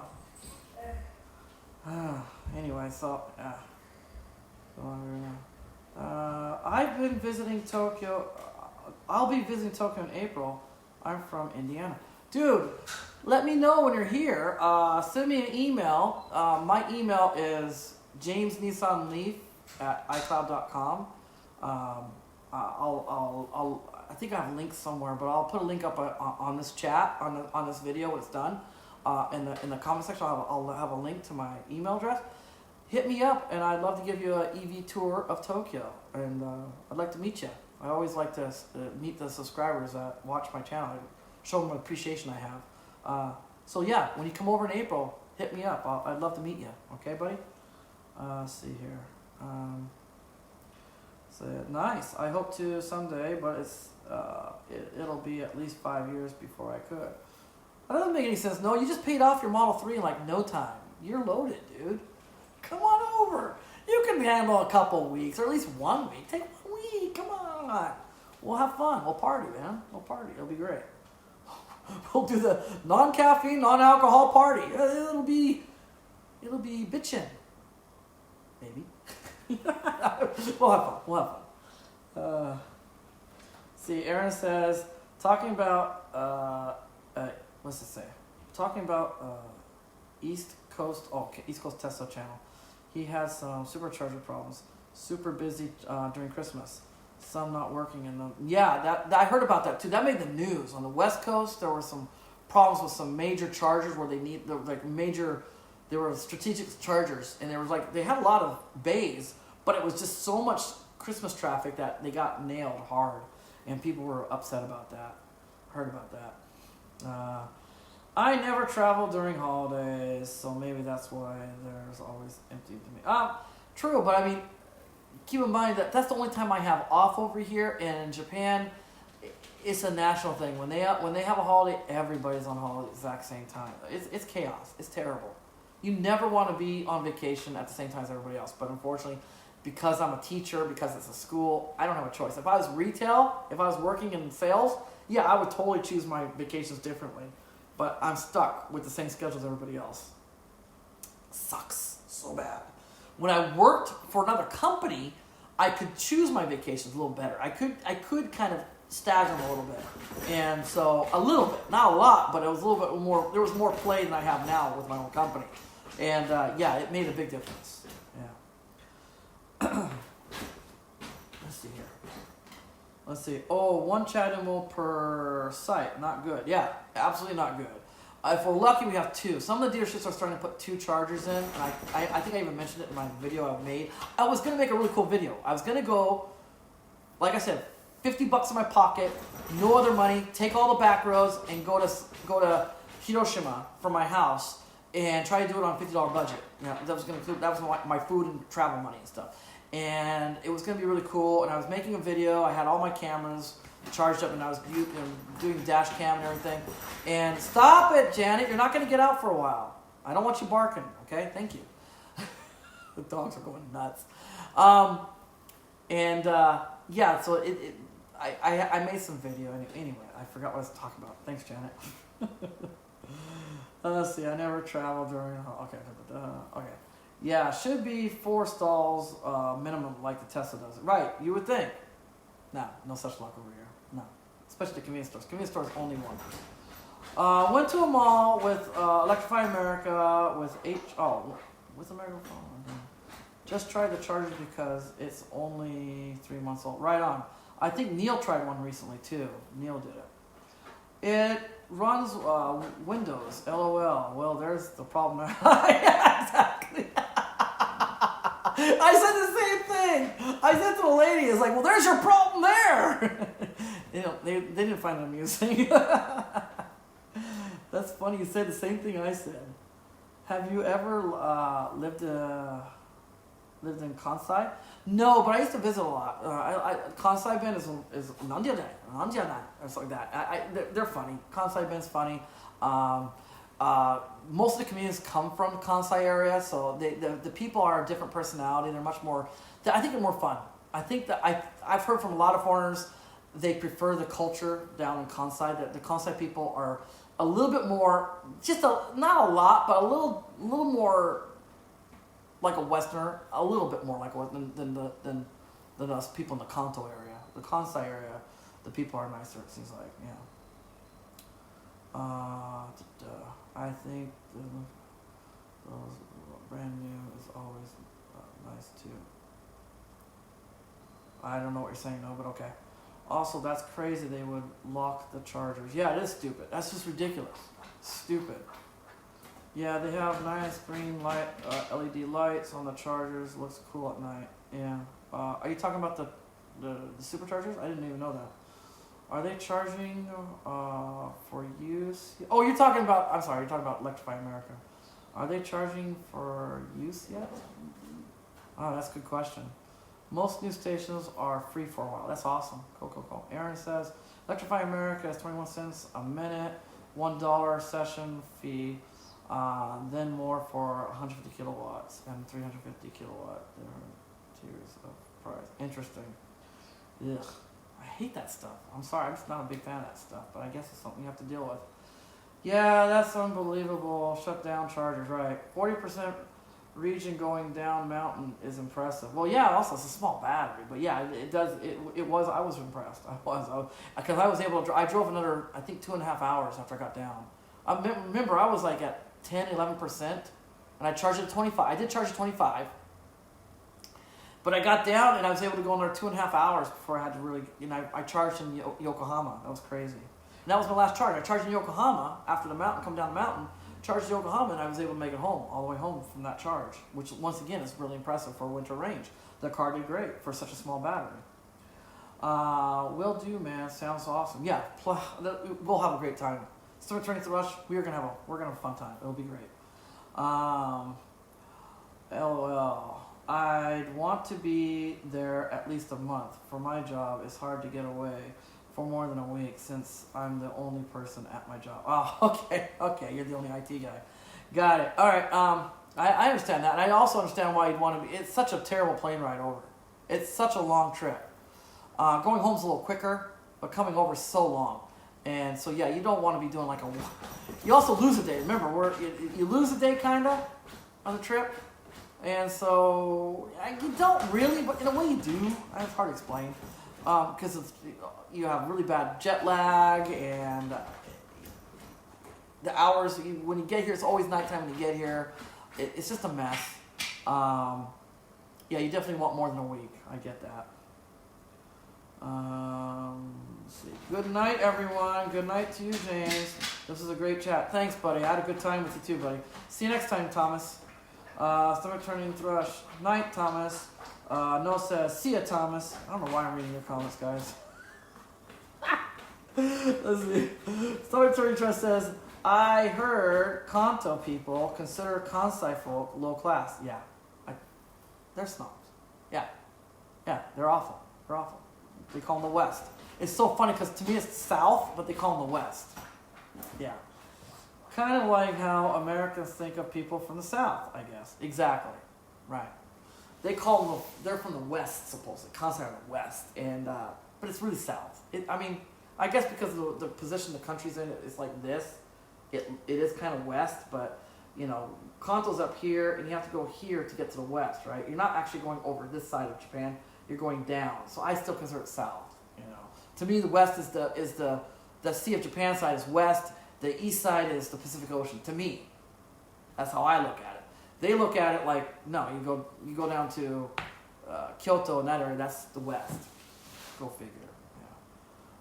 Yeah, they are snobs. They're big snobs. Kanto people are snobs, and they treat their own kind poorly. But I mean, any kind of foreigner, they're awful too. I mean, it's bad. So yeah. So yeah, that was my trip. If anybody missed it, I can play it one more time real quick. It's just starting over right now. So I will play this. It's starting on right now.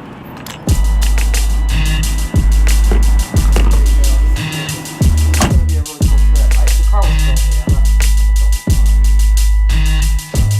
It was beautiful. The sunset was gorgeous. There's Mount Fuji. And I got close up now. Well, it looks steep because all the mountains are not near.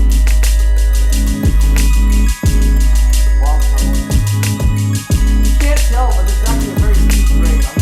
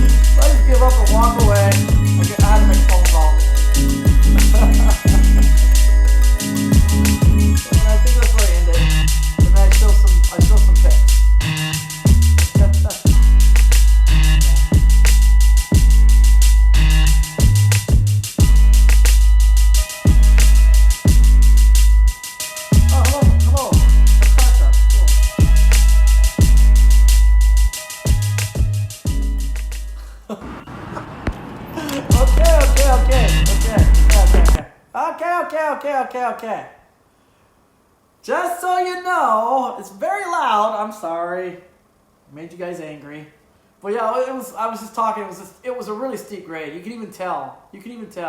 After Nagoya, I told you I took a turn off and I charged at Nagoya, and then I started going back up again, and it started getting really steep, and I was already low percent. I was like, that was a crazy trip. And I get to the top of that stupid door, the little box on the side of that brown thing, it wouldn't open. I was like, I was like, "Argh." You couldn't see my face, but I was like, open up. And then I walked in to talk to the guy, and of course the guy's like, I don't know anything about it. I just work here. And it's like, dude, you guys have a charger and you have nobody that's in charge of the chargers at this rest stop? Nope. Great. So I had to call the number on the machine. And it was hilarious. But yeah, that was a really steep grade. You could probably even tell watching that video. Yes, it's louder than my voice. Sorry, especially with the deep bass soundtrack. Isn't that a cool soundtrack though? Come on. That was a good soundtrack. I chose that music. Hey. He's not going to see this in time.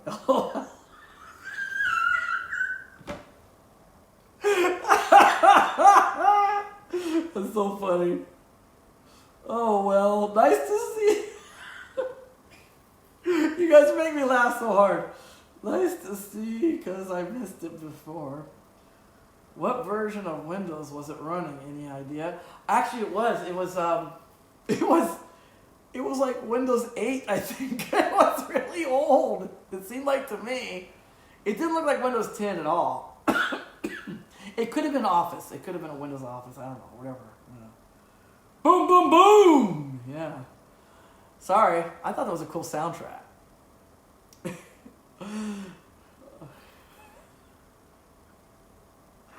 I could have used that song that Elon Musk made. Did you know Elon Musk made a song? Rest in Peace. What was that gorilla's name? Anybody know that? I bet you, some of you guys might not even know that. Elon Musk produced a song. He wrote a song and somebody else sang it, but he made it. Somebody else sang it with auto-tune. Ugh. But that has a lot of bass in it too. Oh my gosh. Who else knows about the song that Elon Musk made? In 2019, he produced a song. Still, the sign on the charger said EV quick. Yeah, quick in, quick out. Can't use it. It was hilarious. I was so angry I didn't put the cone back. If you don't put the cone back, people are jerks. Ice cars park there all the time. And I didn't put the cone back. It's like, why bother? It doesn't work, right?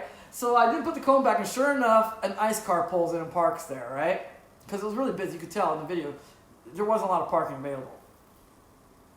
So it was coming out that the guy that had the 40 kWh relief was yelling at the ice car saying, "Move it! I gotta charge my car!" And I was like, I didn't even want to go over and tell him. I was like, dude, I'm busy with my own drama. I'm not gonna go over and deal with you either. So everybody was pretty embarrassed after he kicked the guy out and realized, oh, the charger's not even working.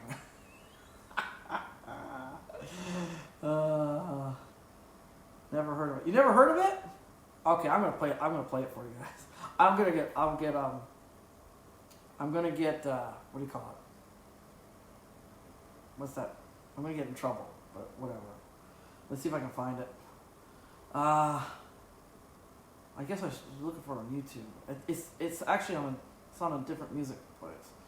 Rest in peace. What was the damn gorilla's name that got shot? That the kid fell into the gorilla enclosure and the gorilla was dragging him to the water. Didn't kill the kid, but they had to kill the gorilla. Rest in peace. Some stupid name gorilla.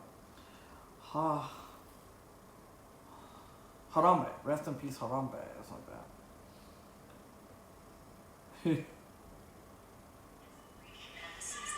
That's not it. That's not it. Here.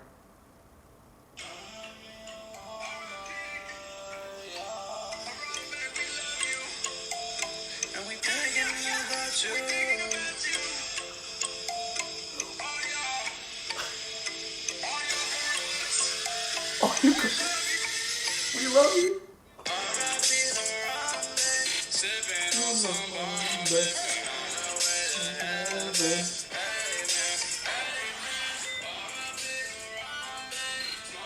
Oh my gosh. This song is so ridiculous. R.I.P. Harambe, smoking on some stronger in Gorilla Zoo, and we thinking about you. I mean, the words aren't even good, but I mean, the whole why. Of all songs Elon Musk could make, why? Also, Harambe going to heaven? Are you kidding me? There's nothing biblical about that. Never read a Bible, has he? R.I.P. Harambe, drinking on Harambe. You guys have never heard that one? Oh, that's hilarious. That song is hilarious. Let's go back. Oh, whoa, whoa. Turn that off. I don't want that.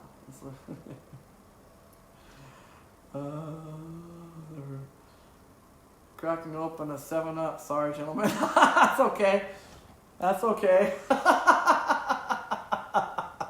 That's okay, Turning Thrush. I needed some energy today, so I popped open a Mountain Dew. Also, Mountain Dew over here is cheaper than water right now. I can get these cans for 50 yen, about 50 cents a pop over here, a little less than 50 cents a pop. Just got the headphones, lots of bass, boom, boom, boom. Yeah, ha ha ha, it's cool. I'll be right. Thanks. Or no, what? No, it said what? I thought it said thanks. What? Weird. Exactly. That's what I was thinking. It's like Elon. I mean, if you read the lyrics, it's even funnier. The lyrics are funny, but the guy uses auto-tune that sings it. It's like, I don't know what that's about. I despise how auto-tune got. Yeah, I know. I hate auto-tune. I hate auto-tune. That's anybody can use it now. Then you got comedians making music like the Wayne brothers and stuff. Auto-tune sucks. Finally, I get you on live stream. Oh, Hub Junker. How you doing, buddy? Haven't seen you in a long time. So we got a lot of people here. Even though the numbers are going down, oh no! Somebody just dropped. I just lost somebody. Probably it was Hub because I said his name wrong. Sorry, buddy. Oh man, that modern teeny hip hop sound is probably the worst product of my generation. Yeah, dude. Yeah, man. I'm not a boomer, but I do like the classics. I enjoy the classics as well. I mean, I like. What do I like? Oh, of course, my mind goes blank now. Jeez Louise. Def Leppard. I love Def Leppard. I mean, that one-arm drummer could really drum up good. He was good. I did like NXS. They were okay. Who's this? I can't read the name. I can't think of the name right now. The group. Who sang the Big Balls? You got big balls. You got big balls. I got the biggest balls of all. What's the name? I know them. AC/DC. I like AC/DC. I like. Of course, if you're gonna like the old school stuff, you have to like, probably the best one out there is not Zeppelin. You'd be surprised. Zeppelin's good, but The Wall. So my mind's blanking on me. My mind's blanking because I'm not a boomer. I'm not a boomer. So it's not my generation. It was before my time, but still, it's a great album. Off the Wall. The Wall. Not Off the Wall. The Wall. Who is that? Pink Floyd. Pink Floyd. Best group out there. They were classics, man. AC/DC. Thank you. Def Leppard is overplayed. Yeah, you're right. Yeah, you're absolutely right. It is. I'm a metal guy. Oh yeah. I knew you were metal because of your name, but and I'm not a real metal fan, but I can appreciate metal more than that stupid autotune crap. There is some good metal out there. There is Metallica. Isn't Metallica metal? I mean, that's the name of Metallica. There's a lot of good Metallica songs. Now, granted, some of it was more mainstream. Some of their music towards the end was more mainstream and maybe not so metally, but they have some good hits, man. Metallica. I hate the new talky rap. Who likes rap? Rap had its time back in the 80s. It should have been gone by now. Jeez. Rap is crap. I see here in Jakarta the first Tesla taxi. Awesome! That's great. Pink Floyd. Thanks, Pink Floyd. I love Pink Floyd. They're the best. Pink Floyd. Dude, that guy was a genius. The guy that Waters. I think his name's Waters. That guy was a genius. He wrote some really beautiful music. Some stuff just You can bawl your eyes out to listen to the lyrics. Crazy.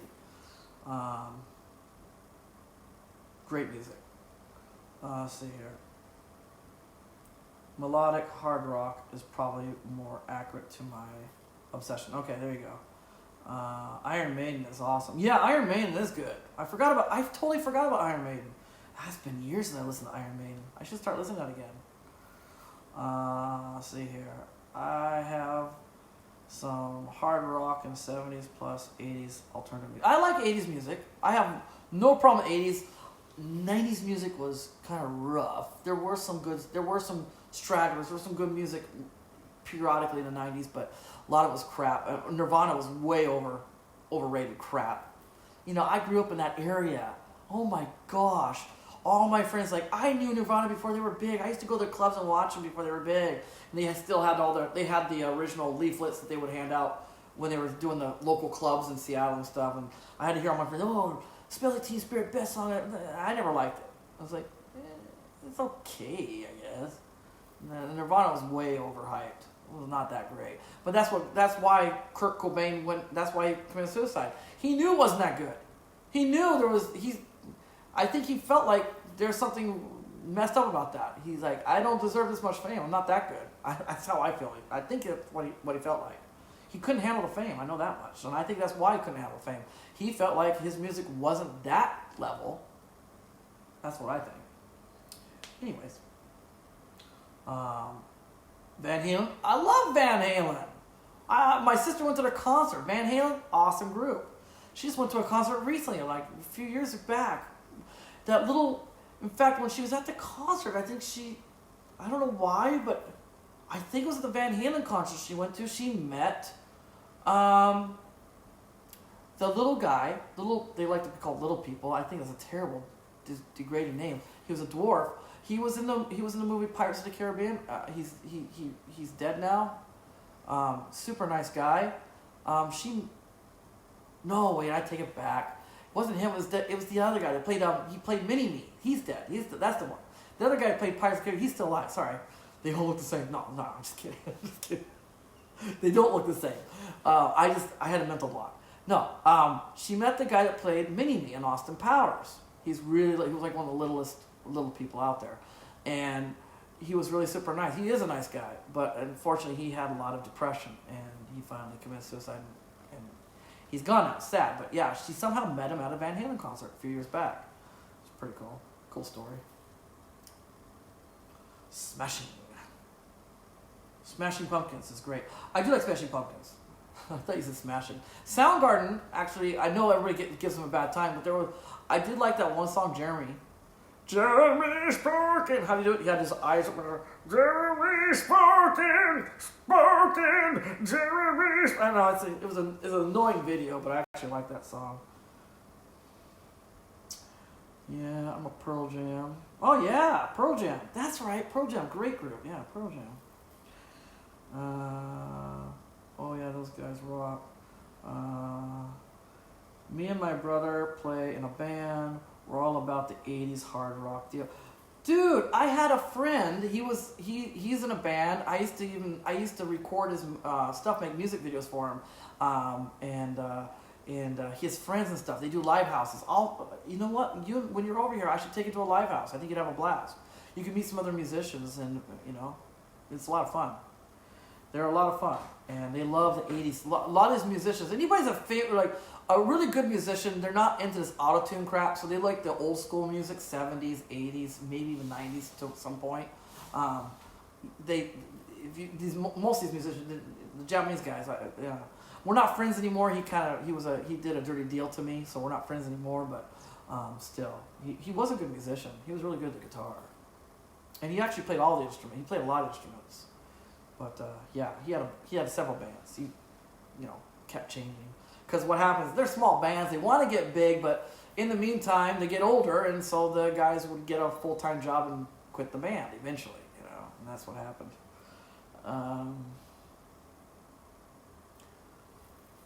Boston is really fun to play on drums. Right, Boston's great. Chicago, I like them. Chicago's good for 70s music, yeah. Let's see. Yeah, let's see, I'm a Pearl Jam fan. Not Nevada, right? Oh yeah, those guys. Okay, okay. Let's see. I somehow skipped some of these. Candlebox is great. I vaguely remember that name. Candlebox. Just saw them in concert. Cool. Yeah, I have Candlebox CD. Cool. I still rock not to Rat at all. Well, I still rock out to Rat all the time. Rat! Rat! My gosh, that takes me back. What was that Rat song? What was that Rat song? They play it all the time on MTV. What was that? It was a great song. Oh gosh, it's in the back. It's like on the tip of my tongue.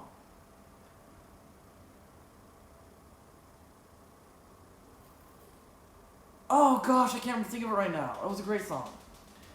Just played Pearl Jam 10 album on vinyl last night. So good. This is awesome. We're talking about music. I feel bad for the guy from Jakarta. Jakarta guy wants to talk about Teslas and stuff, and we're talking about music. I'm sorry, guy. I love having you. Thank you for joining from Jakarta, and I'm so happy you have Tesla starting to show up over there. I bet you they're pretty expensive, just like over here, and hopefully the prices with China plant now is in operation. Hopefully Teslas will get cheaper for us as well. Someday maybe you'll have your own Tesla. Let's hope so. Sounds awesome, man. Japanese music is also one of my obsessions, and what interested me is learning the language. I can't wait to visit. We're gonna have a blast. We're gonna have a lot of fun. You can ask Oslo Jim or my French friend. Oh gosh, my name. Alain Pierre. Ask those guys on the next stream if you want. I'm pretty good. I do a pretty good job. I'm not gonna be a jerk. We're gonna have fun. I'll make sure we have fun. Okay. We'll do what I can. I'll do what I can. I'll do what I can to give you a good time while you're over here. Quiet Riot, yeah. I still rock it. Okay, let's see. Anybody got the name of that song? Round and round! Hey! That's it! That's right! I knew it was on the tip of my tongue. Round and round! Oh, I love that song. Round and round, probably. That or Back for More. Yeah, Back for More. My stepbrother was in a rock band. It was a small band, but they did do tour around Europe. And then it turns out, I didn't know it. Their band name, I guess he's married, has children and everything, but I guess everybody thought they were gay because of the name of their band. What was it called? Forced Entry. Does Stomach Turning Thrush know of a group called Forced Entry? That was the name of the group back in the 90s. And I don't think he does it anymore, but he was touring right to the 2000s. But yeah, he was doing tours and stuff. Not anymore though. He's a married man now. He's got children. He works, but he tried. He actually did do a tour around Europe. Forced Entry. They were metal. They were a metal band. Let's see. Let's see. I'm from Holland, but staying at Jakarta. Oh, okay. I'm sorry. You are. That's right. You're right. Your name doesn't even sound like it's Indian. I'm sorry about that. Oh, yeah. You're right. Sorry about that. Right. Have Scorpions records. Yeah, probably my favorite 80s hair metal. Yeah, Scorpions, right. What about Poison? Twisted Sister! We're not gonna take it. I'm just making jokes, guys. I'm not into those guys. Poison.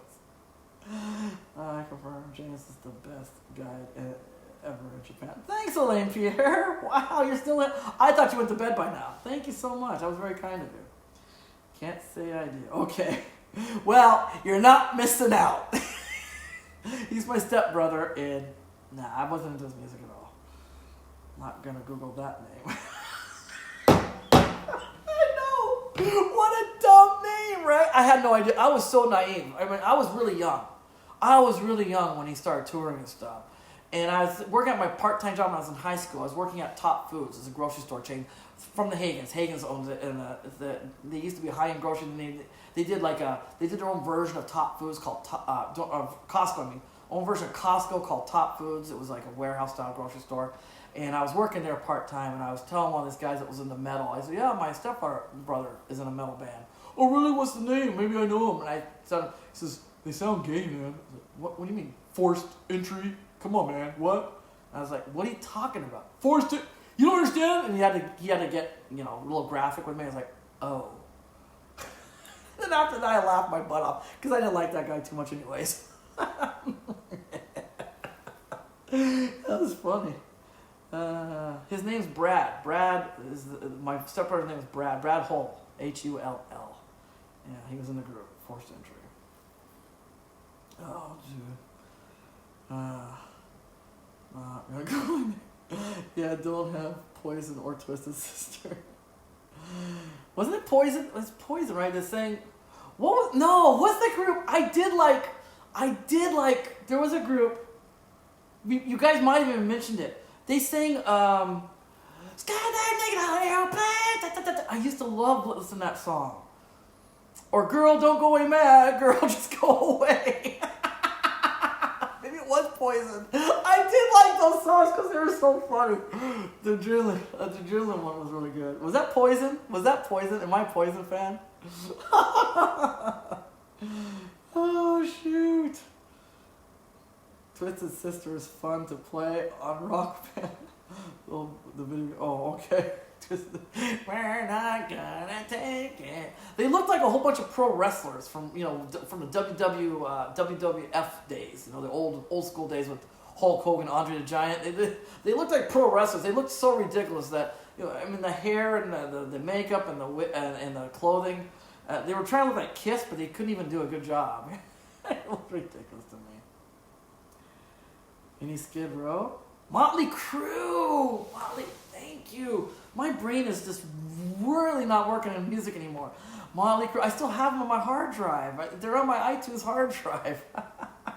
I used to love this Motley Crue. Skydiving on aeroplane. Oh, yeah. Dude. Oh, jeez. Yeah. And I really do like David Lee Roth. I think that guy is a talented man. He can really do all kind of genres of music. The guy's a good guy. I watched him do I watched an interview kind of recently of the band, and David has his short hair. He doesn't look like a rocker anymore. He's got the short hair and everything. But he's just a really decent dude, and he loves music of all kinds. And that's what I like about him. When he made his solo album, that was a good album, man. That was. Oh, man. Just a gigolo everywhere I go. That guy's a talented man, dude. But I also did like when he left Van Halen and they brought in Sammy Hagar, I think it was. Dude, Sammy Hagar was also good. Man, they had a great album. Pound Cake. Oh my gosh, that was a great album. Pound Cake was an awesome song. Did not get the respect it deserved, man. That was an awesome. How did he even do that on a guitar? Sounded just like a drill, man. It was awesome. Man, that guy, he was talented. Yeah, Hagar. Yeah. Let's see.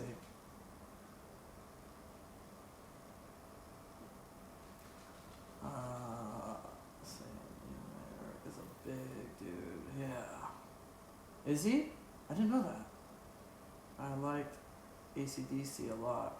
I grew out of them though. Oh, okay. Did you see the? Yeah, I understand that. But I do like Thunder still. There's a really cool cover version of Thunder with those guys with the cellos. Oh man, Thunder! That was a good cover of Thunder. That was good. Movie about who? Movie about them.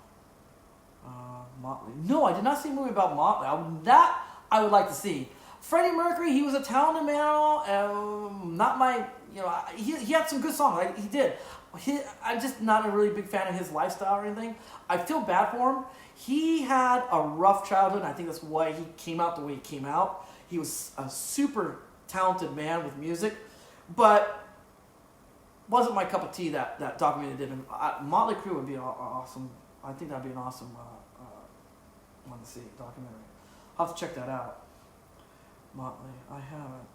It was a drill. Well, oh, crap! It was a drill. I never saw a video. I listened to the music. That was a drill. It really was a drill they were using. Ah, screw that. That sucks. Keep laughing, buddy. Keep laughing. You want to be banned? Want to be banned for life? Laughing at my Idiocracy. Good movie, by the way, Idiocracy. Check it out if you haven't. It's a nice red pill movie. Let's see. I didn't know that. Listen to the Racer X. They play a guitar solo with an electric drill. That would be awesome. I'd love to listen to that. Gosh dang it, I didn't know that was really electric drill. That was so cool. Pound Cake's a great song. I love Pound Cake. What's the other one? There's another one. What's it called? Cliffhanger. There's another one. There's 2 tracks on that album I love. Pound Cake and there's... Can't remember the other one. Really good. Something about... like rock climbing or cliffhanger or something like that. It was a really good song. They had it on the music video. He used a drill on the guitar. That is so cool. I never saw the music video. I'm not really a TV guy, guys. I really am not. Never have been. I like books. Sorry. I like listening to music. I like reading.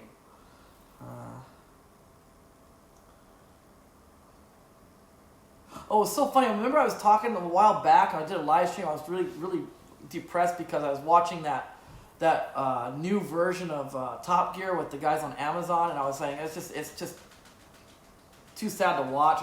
I can't stomach it. These guys, they're too old to be doing this anymore. You guys didn't even tell me. You didn't have the heart to tell me that. It would have been good news that they broke up. I mean, they kind of quit. Now they're going to be doing specials once in a while, but they finally stopped. I mean, it's like, yeah, you were too late in a way stopping, but yeah, you guys, at least you pulled the plug. Jeremy was a little bit of a baby about crying, and the other 2 are like looking like, dude, what the hell, dude? We're not done yet, and besides, we're done. The other 2 knew. The other 2 knew was like, yeah, we kind of look ridiculous, okay? Jeremy's like, I don't look ridiculous. I want to keep driving the fast cars. That was funny. I was talking about that, and like literally a few episodes later, I was watching. I was in the middle of that season where they ended, and it was like I should have just kept my mouth shut. It was so funny. That was funny. I don't know. Had it on the music video. Okay. Almost bought a Motley Crue record. Probably want a later '80s album. Lots of super mega hits. Yeah. Motley Crue they're great. They are great. First live F-bomb from James. Did I say F? Did I say the F word? Oh, I am so sorry. I just destroyed my video. Did I really? Guys, did I say the F word? Slip of the tongue. Oh my gosh, I got too excited. Oh, I'm so sorry. I try to keep this a family channel. You know, when you guys come over, when people come over and they meet me, I tell them, you know, I tend to have an F-bomb slip out of my mouth sometimes. I don't do it on my videos because I try to keep it family friendly and stuff. And I just did an F-bomb. I broke my cardinal rule. I'm so sorry. I said the F word. You guys are a bad influence on me. I can't believe I did that. Oh my gosh. Did I really? When did I say it? I don't even remember saying it. That's how bad I am, I guess. Jeez. Oh, jeez. You did. I'm so sorry, guys. Oh, I didn't know about the Amazon Top Gear so bad. Yeah, it's bad. We're all adults. It's all good. Thanks. Not bothering me, man. Thanks, guys. You guys are cool. I understand that. I mean, we're all humans and we all talk a certain way. It's just I try to keep it so if kids are if the dads are watching this and the kids are in the background, I don't want an F word popping off in front of the kid. That's just not. I watch stuff all the time when my kids are around, and I like certain channels. And almost every one of them, the guys like dropping F-bombs left and right. And it's like, it's very frustrating. I hate it. Because even though my kids are bigger, it's like, they don't swear. I don't like swearing. They know I swear because when I'm angry, and I have a short temper, when I'm angry, the F-bomb tends to fly out. I have a potty mouth when I'm angry. But they know that I don't like swearing in the house much. And then I'm watching shows and they have the F-bombs for it. And so I try not to do it with my own channel. And I did that. I don't even know. See, the worst part is I'm not even where I did it. And that scares me. It's like, how many times have I done it in the past then? Jeez Louise. Oh, you guys, killing me. It's all that rock and roll talk. It totally is, man. Oh, jeez. I'll never understand this. Oh, curse words, so taboo. They're just words, not chemical weapons. Exactly. Yeah, and I feel the same way, guys. I mean, I was a goody two-shoes. I'm going to give a lot away. I'm going to give you some information that I've never told anybody. But I was a goody two-shoes. I didn't swear. I've told you already. I don't drink. I don't smoke. My sisters were terrible. Okay, they were the opposite of me. They were into drugs. They did acid, heroin, marijuana. They did it all. They would try to get me to smoke marijuana when they were getting high, using their bombs or whatever. And I wouldn't do it. But I was in the same room, so I was probably getting high off the fumes anyways. Because we were, they would do it in the house when my parents were around. They were bad girls. They both seen prison.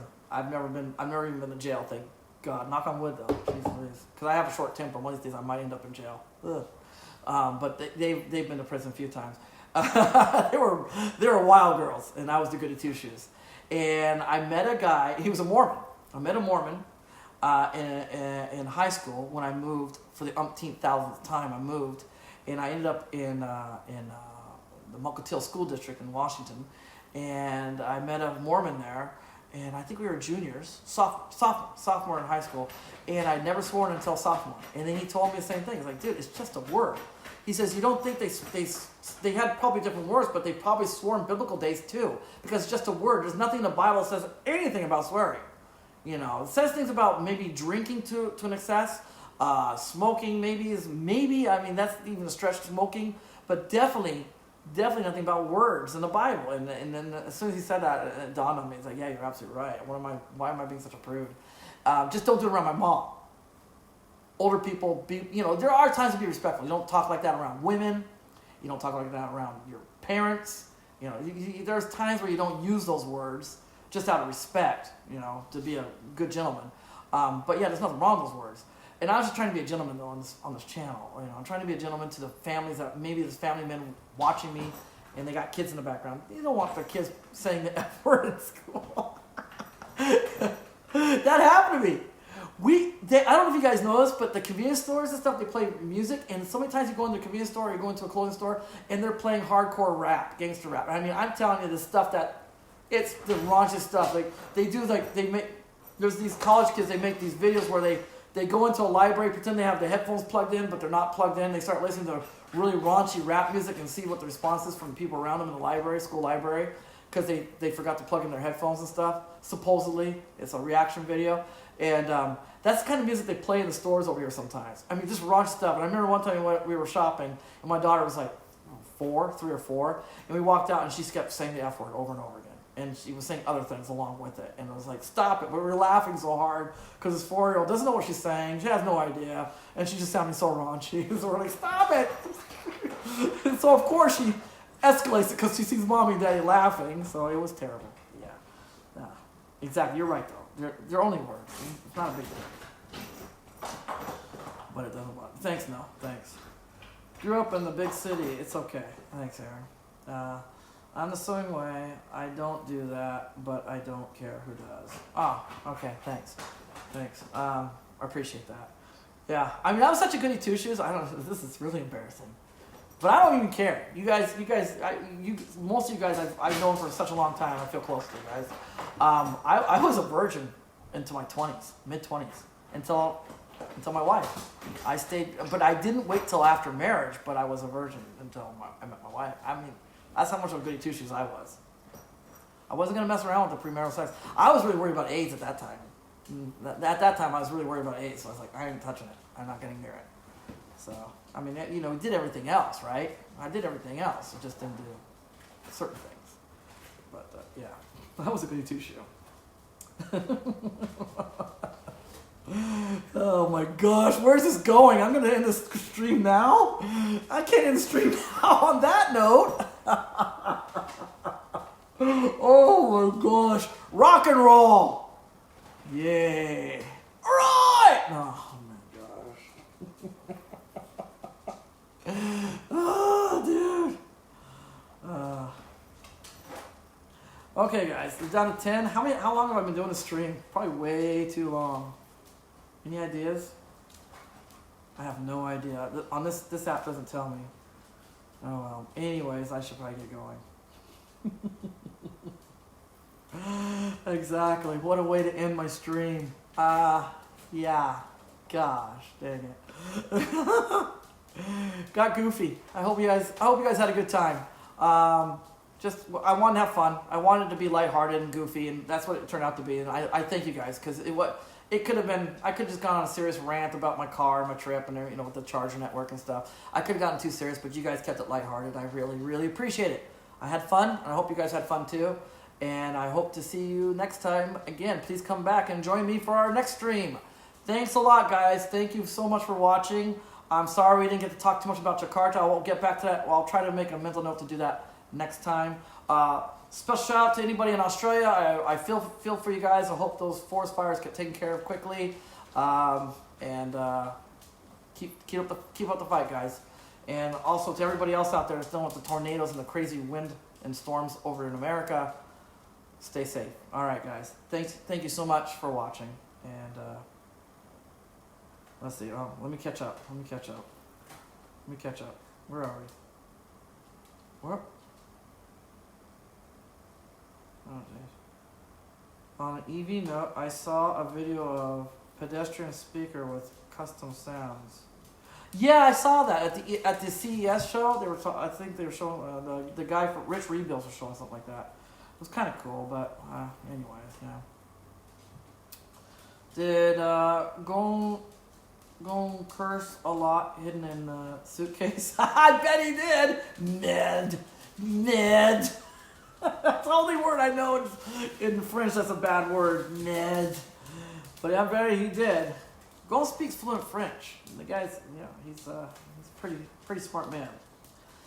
Had fun. Otskare. Otskare, buddy. You are learning Japanese. Good for you, buddy. Good job. Otskare-sama deshita. All right. See you next time. So early in France. Ouch. Yeah. See you, buddy. Take care. All right, guys. I'm done. I'm outie, 5 outie. See you guys. Bye.